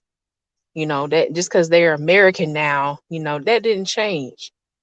And it's maintained, you know, the way that we interact with each other as a couple, the way we interact with his family. And I'm from the South, so it's real similar, like, as far as the standards that the families have. You know, it's just certain things you just can't do as a female. That's not your. I told my mom the other day, and she was like, "You need to talk to your dad about XYZ." You know, she's a boomer, and I was like, that's not my place to talk to daddy like that. You can tell him what you want to tell him. You know, I ain't gonna say nothing to him. And she was like, I gotta do this on my own. I guess you do. I'll pray for you. She didn't want to tell. She didn't want to tell him either. That's No, why she she's asked trying to you. get me to do his dirty work. I said, that's not my. I told her that's not my place to tell him that. That's something you got to do. You got to handle that. And she was like, I thought I raised y'all better than this. Da, da, da, da, da. I said, you raised me to be your attack dog? No, that's not me. I said, you raised me and he raised me. And a lot of times his raising takes precedence over you. She hung the phone up on me. I was like, dang. She was having, she's having a little moods or whatever. I was like, yeah, whatever. But she actually called back and she was like, it wasn't too bad. I was like, he didn't cuss you out too bad. No, it wasn't too bad. I was like, okay. I would say support and subscribe to Charles Faulkner. This is a beautiful stream. Support and subscribe. Hit his Cash App. Also, I would like to say thank you, Nicole, the scientist of the space. I always promote you on my channel as well. Thank you. Oh, we love the Scientist Supreme. We love her. I make it a point to mention, and we've definitely seen some display of what we are talking about. We've seen it in full view. Now, for those who have missed it, you can go back to the replay and pay attention. So, with that being said, I'm gonna push out. Thank you for having me on the panel. I enjoyed this school time. This was definitely school time. Oh yes. My boy Josh told me some crazy news just happened. Tiny Lister Debo passed away. What? Yeah, Oh, really? Debo, Zeus. No. Debo passed away? Oh, snap. Yeah. Yeah. Man, 2020. Hey, I want to also say, I want to say to J Doe, man, you don't have to constantly put everything in full caps, brother. You know what I'm saying? That affects the chatting and how things are read over the YouTube lines, man. Stop putting all that in caps. We see you. Come on, man. You said it, right? Come on. He has a strong position, so he's just yelling at us, man. I know, that's how I felt. I felt like that, I was like, why are you yelling at me, man? What's going on? Come on, man. Come on, Rodney Dangerfield. Stop yelling at him. I get no respect around here. No respect. Hey, Charles, aren't you the law, brother? What the problem is? So I'm gonna tell you just like this one guy. He was like, man, where were you when I got robbed? I said, shit, where were you when I got robbed?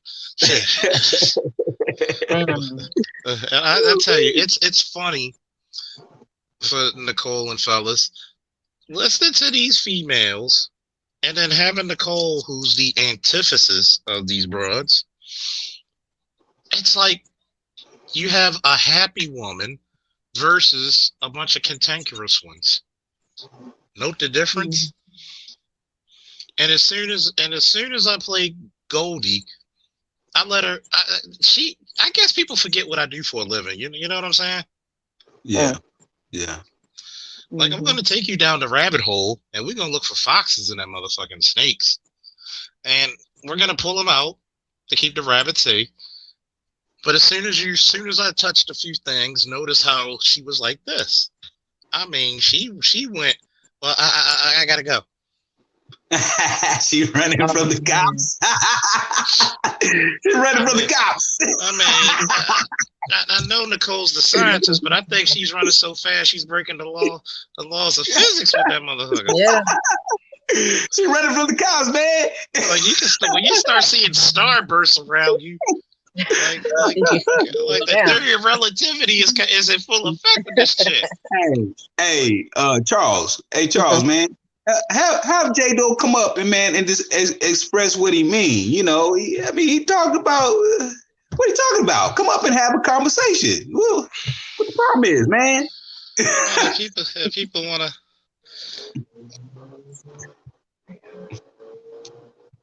Yeah. Mr. Faulkner must have got a call or something, but I'm just saying, man. It's kind of. He's still yelling at us, man. You know what I'm saying? I'm back, folks. I don't know what the hell just happened, but I'm back. I'm just like, hey. I type in all caps on female platforms, and they don't cry about. Oh God, come on. See, man, why? I'm questioning Charles, man. Why you gave that brother a wrench, man? You know what I'm saying? Because that's out of pocket right now. That's out of pocket. Yeah, I mean, just chill. Okay. That's out of pocket right now. You know what I'm saying? Okay, I gotta settle some shit, man. You gotta settle that, man. Come up and have a conversation. You gotta come up. You gotta come up here and talk to us, man. Yeah, come up and have a conversation, man. You know what I'm saying? So we can address it. You know, you gotta stop yelling at us, man. You know what the problem is. What's going on, everybody? All right, now you insulting my guest. Now you insulting my guest. Now I gotta bid you a good night, man. I gotta bid you a good night. Hey, what's going on? What's up, man? Yo, hey, I just went and watched the playback because earlier I had tried to hop on the panel, right? Yeah. But I couldn't hop on because I know that Angry Man was on there, and I was gonna tell Angry Man, hey man, big ups, because I see that over time, because I know Officer Faulkner might remember and Black Uru might remember. Maybe we used to have a lot of the conversations that are taking place over on Roger Report's channel years ago, and get into arguments about this shit. Yeah. They used to absolutely rip me a new asshole because I'd be like, dude, I just don't agree with you guys. And they'd be like, well, this is the way it is. You know what I mean? Like all out. And then eventually over time, I don't know what happened in the manosphere in between now in the past year or so, because I've been busy in real life. They've kind of shifted to my point of view more so. And we're all really on the same page nowadays. And so I wanted to come in and talk to Angry Man and be like, hey, man, props. You come around because I really didn't used to like you, but you're doing great now. We're on the same page. You don't seem like nearly as much of an asshole. You're a great dude now. Good on you. Nothing but respect for that. A man that can actually grow and improve. There's nothing but love for that in my eyes. But anyway, back on topic. This woman earlier, I wanted to say that I just watched a little bit of what took place in the last 30 minutes or so, and I'm convinced she's an agent, 100%. It feels that way, doesn't it? Because this isn't her first time coming around. She's been on the Roger Report's panel in particular, I want to say at least 3 times in the past month. Or 2 times on his channel. She's been twice. Yeah, and once on Black Men being brutally honest. And in all the times that I saw her. Hey PK, yo. I don't interrupt you, but I got to do it just this once. Yeah. Femiel. These are different type of men. They don't like to be challenged. Fuck no, I don't. Why are you here? Man, see, hey, Charles, you are blowing up, bro. That's what's happening. You know what I'm saying? They coming in on you. They coming in on the question. No, but look, a comment from a person. With that type of avatar. Look at that avatar, that picture you all made up like that. No offense. You wonder why nobody. This is the problem. This is the problem. You wonder why niggas treat you like trash. I mean, it's the reason why everybody saw the bullshit with Nicki Minaj, and she ended up getting a dude from the gutter. Because no men that had anything going for himself will want to fuck with her. And it's Point funny. blank period. And it's funny, PK and Nicole. This is a chick. I got into it earlier this week. And I'm like, really? Yeah. Bring her up. And- Let's hang and- her ass. Fuck it. Let's do it Man, live. I've already destroyed that trash. Bring her up, man. I mean, I'm here now. Let's have a good time. Let's break out the s'mores. I won't kick the chair. Hey, You can't kick the chair. You can't kick the chair when it comes to somebody. See, this is the reason why we love Nicole Ali and ladies like her, Yes. and Kendra and others, because our palate needs to be cleansed of this feminine filth that these women were. Okay, we love a Nicole Ali because guess what? We can ask Nicole Ali a logical question and we'll get a logical answer. Right. If she asks, Nicole Ali doesn't have to fight for equality because she's already respected as an equal. Yeah. Okay. I mean, it's you know, I mean, how can you question how can you challenge or question reality? I don't understand that. You know, somebody's reality that's backed up by history and law, and you're challenging that. I mean, just think about what you're saying. Think about what you want to say before you put it in the chat. You know, what you think about that before you put it in there, because that didn't make any sense, man. Hey, Nicole, are you sitting back there with, like, what you say? I mean,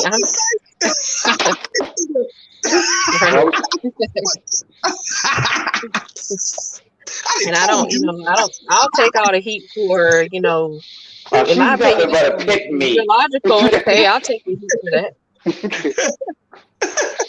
Nicole, you're nothing but a pick me, okay? Yeah, that's fine. You know, I can be a pick-me, but you know, you're gonna die alone. So, you know, women that say that, okay, I'll be a pick-me, you know, but you gonna be by yourself forever. I don't even know. Working out, Nicole. Nicole got her scientific hand up. Like, what you say? I don't even understand How's that that's the two-income insult. household working out for you? You say what? I said, I got a question for you, Nicole, but you need to tell this woman that. How's that two-income household working out for you? You know? Yeah. Feel pretty good, don't I mean, I'm in California. You can't, you know, it's hard out here. You know, I see the strays, I see the struggling strays and the heavy weighted hags, and it's a sad sight to see. Oh, I bet you it looks like the Lonely Man song times 10. It does. I have two words for them. I'm like, the two words I have, if only. That's it. Hey, Charles. Yep. I think that she came back in with another under another name. Heritage Hydration. Yeah. What she need to do is change her name to Hobo High Rise. So what the hell? You want to block me? Why do you come back? I'm just gonna keep talking. I got you, Charles. It's easy to get under your skin, beta male. Yeah. It's easy to get under your skin because you look like you got eczema. Nicole, get your pimp hand ready. Nicole, get your pimp hand ready. See, this is how you know you made it. This is how you know when you. This is how you know you made it when you get the trolls. See, why don't you take your I need fucking motor oil to fucking lotion my skin with a fucking picture that make you look like a fucking circus clown, you weak ass trick. Okay? Get out of here with we this should shit. let Nicole talk to her. Maybe she can enlighten her. Yeah, I just. Matter of fact, tell her to come on up here and speak to a real woman. Yeah, bring her A up. real woman. I Let me was get my gonna ask Vaseline. I'll be back. Hold on. PK Angel. You were saying something earlier. I don't know if you remembered it. My What you were saying. Vaseline. No, when you first came on. Oh yeah, okay. Yeah, so I think this girl that we're talking about, whatever her name is, the chick that claims she's got a husband. I don't know her name. What the fuck is her name again? Oh, Street trash. Goldie. That's right. Yeah, I think she's an agent, man, because every time she comes around, she's got a dude in tow. Like she's got someone there to help defend her points. You know, so I'm not really confident this is a genuine person that's trying to have an honest conversation. They don't seem like it, because every time they come on, they come to only detract from anyone's conversation. Every time, without fail. That's just what she does. Pretty much. I mean, well, and I tried to moderate against her doing that. You know, that's why I tried. You know, I pre-warned her on Roger's channel. And then when she started to move in the range of fuckery, I tried to pull her out of there, but apparently that caused some consternation somewhere else, and well, there we were. Hey, Uru, you didn't do it right, brother. You just didn't do it. What didn't I do? Hey, you started talking. That's what happened. Right. You started talking, brother. That's what happened. She's not any value add to any conversation that happens, in my opinion. Now, if Roger wants to have her on his channel, I can't knock that. But as far as I can tell, she seems like an agent. Oh, here we go. All right, hold on. Let me get my Vaseline. I'll be back. Hey, Lawman, we gonna mute up. We gonna mute up, man. Go for it, Michelle. Go for it, Nicole. I'm sorry. Hello. I'm muting up. Charles wants to say something first. Hey, Charles. No. That was you and her, Nicole. That was you and her. I called to talk to Charles. Yeah, she was talking to him, and but how everybody else? How are you doing? All right. Hey, all right, good. Charles. We're good. She's up here for you, Charles. Go ahead, Hey, Charles. Hello. How you Hi. doing? Good evening. Do you Good. want to How have you a doing? Do you want to have a dialogue, or do you want to go back and forth? It depends on what you want to do, boo. Well, I mean, I'm just gonna ask you a question. I mean, I'm gonna Are let you you. here? I'm Hold a up. woman that likes We to let gotta the man lead, so I'm gonna let you lead. hold on. We can sing together. We can't talk together. So, you said you're in a relationship, right? You want to talk about my relationship, Charles? What's up? No. I just asked you a question. I'm not gonna come on. You already YouTube to talk no. about my relationship. I don't know if that's No. what the video is about. Have a good day. Okay, Are you Charles. here to have a conversation? I will talk to you. Are you here to have a conversation? Are you here to argue? I'm not here to argue today. I'm not going to talk about my relationship, Charles. You can. No, ask me I just about asked black you a women question. Well, let me ask you a question. Repeat what I said. Did I ask you to go in depth about your relationship? Charles, last time I asked you a question, it No. was very hard for you to answer, wasn't it? What was the question?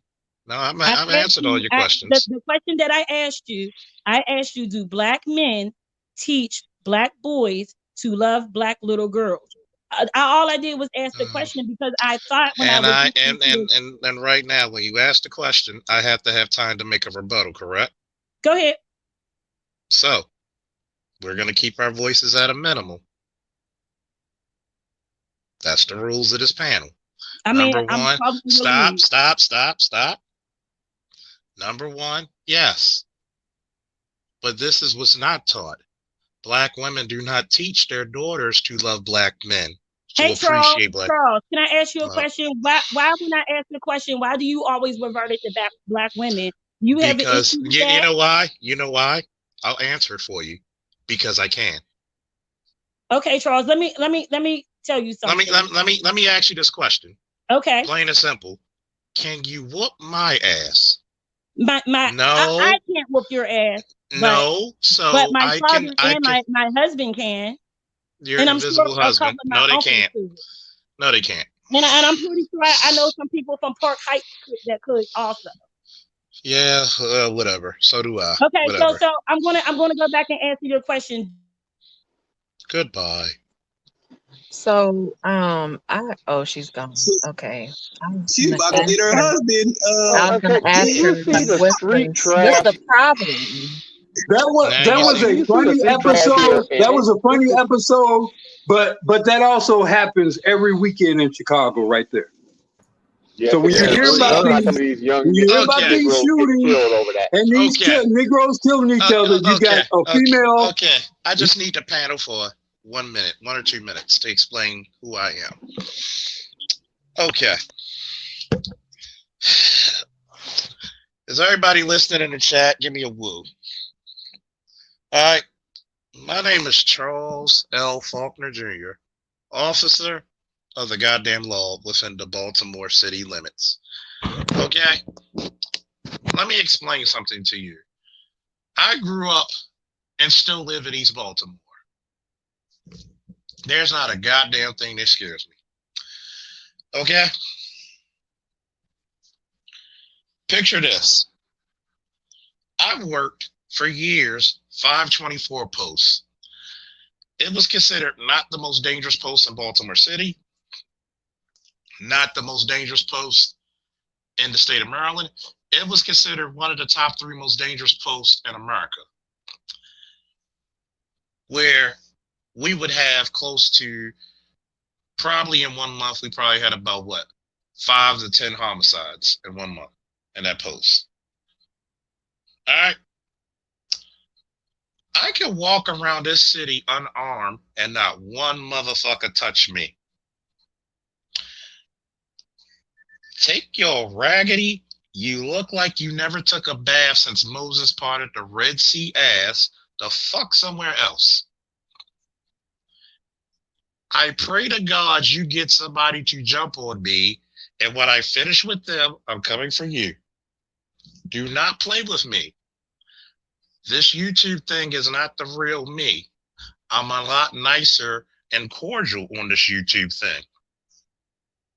If I were you, I would not tempt fate. I would not try me. Try Jesus, because this motherfucker throws hands and whatever else is at his disposal. I'm going to tell you one thing and one thing only. I crippled more motherfuckers than polio. Do not play with me. I don't care if you know somebody from Park Heights, Liberty Heights. Shit.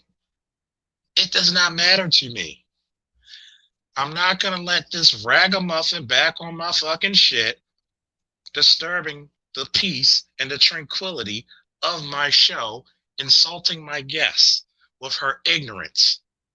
Once again, if you're going to speak to me, at least come with something correct. 2 things you need to have: deodorant and intelligence.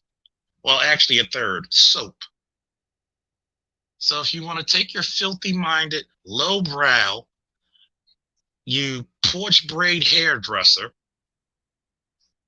and get a real career, thank you. Now we can all talk. How y'all doing today? I'm sorry, I had to laugh. Did you say porch braid hairdresser? Nicole, here's the question. Okay. Yes, sir. Now here's the question, Nicole. When you see a woman like that, how does that make you feel as an older woman? Like, what are your thoughts? It's disgusting. I just can't deal with that type of.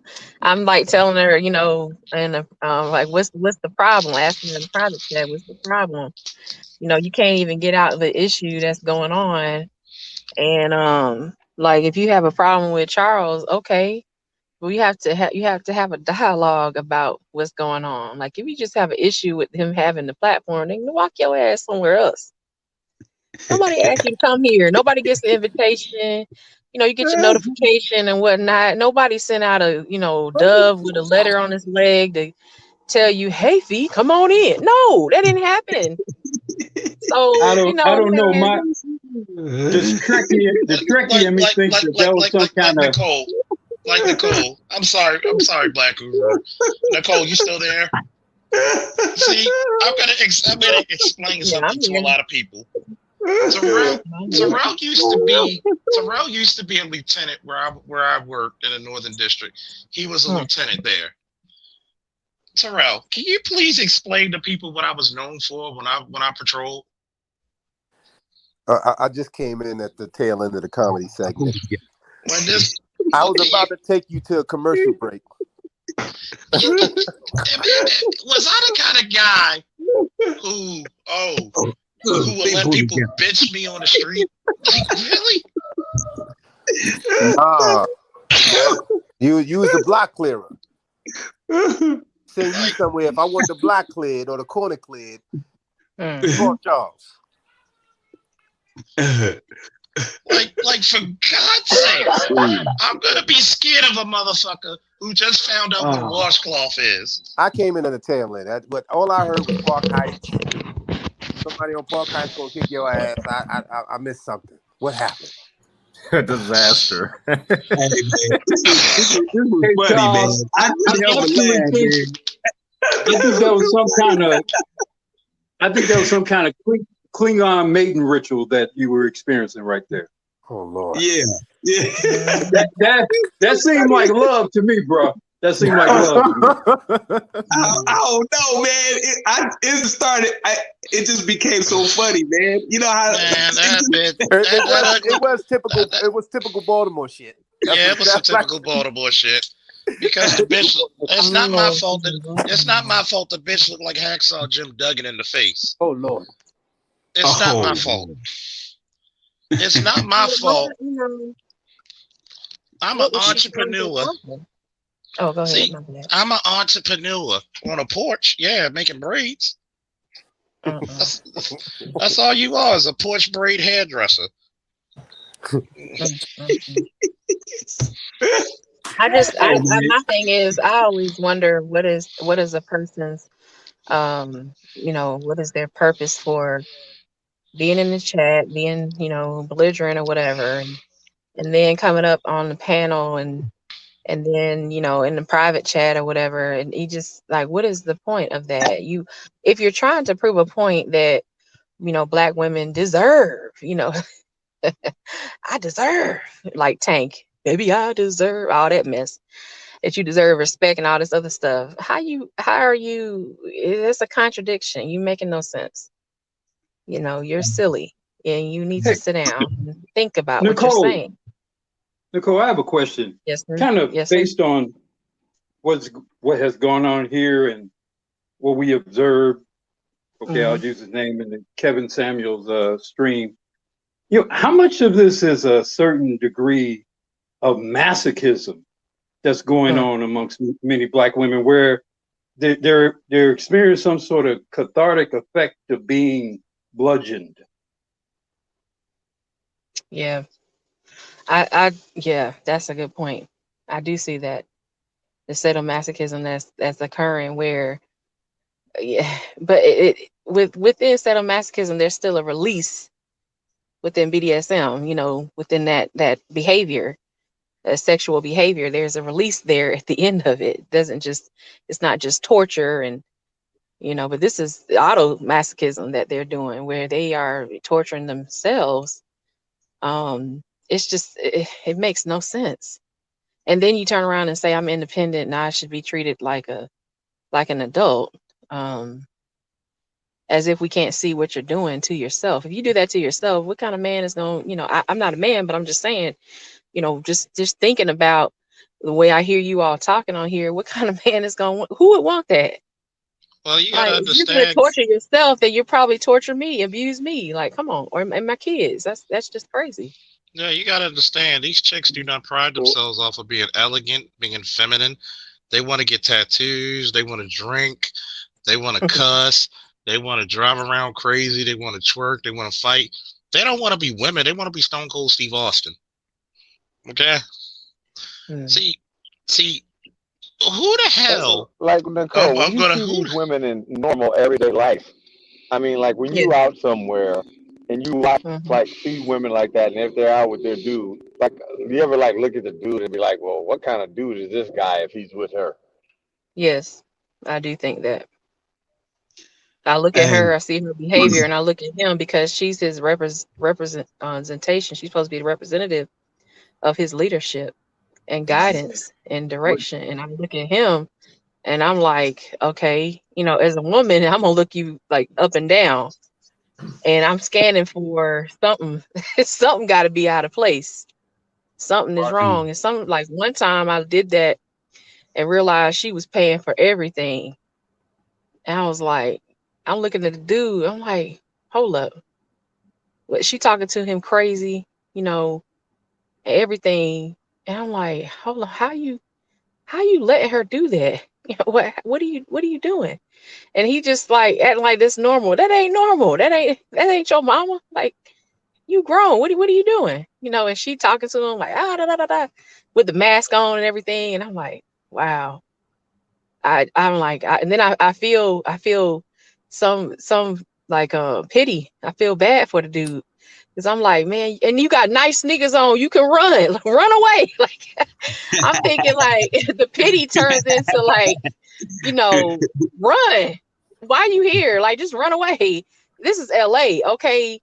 So you got fine women, you got not so fine women, and you got trash bags. You with a trash bag, letting the trash bag talk to you any kind of way and pay for this and that and everything. And I'm like, dude, like, no. And then you got like literally five fine women walk by.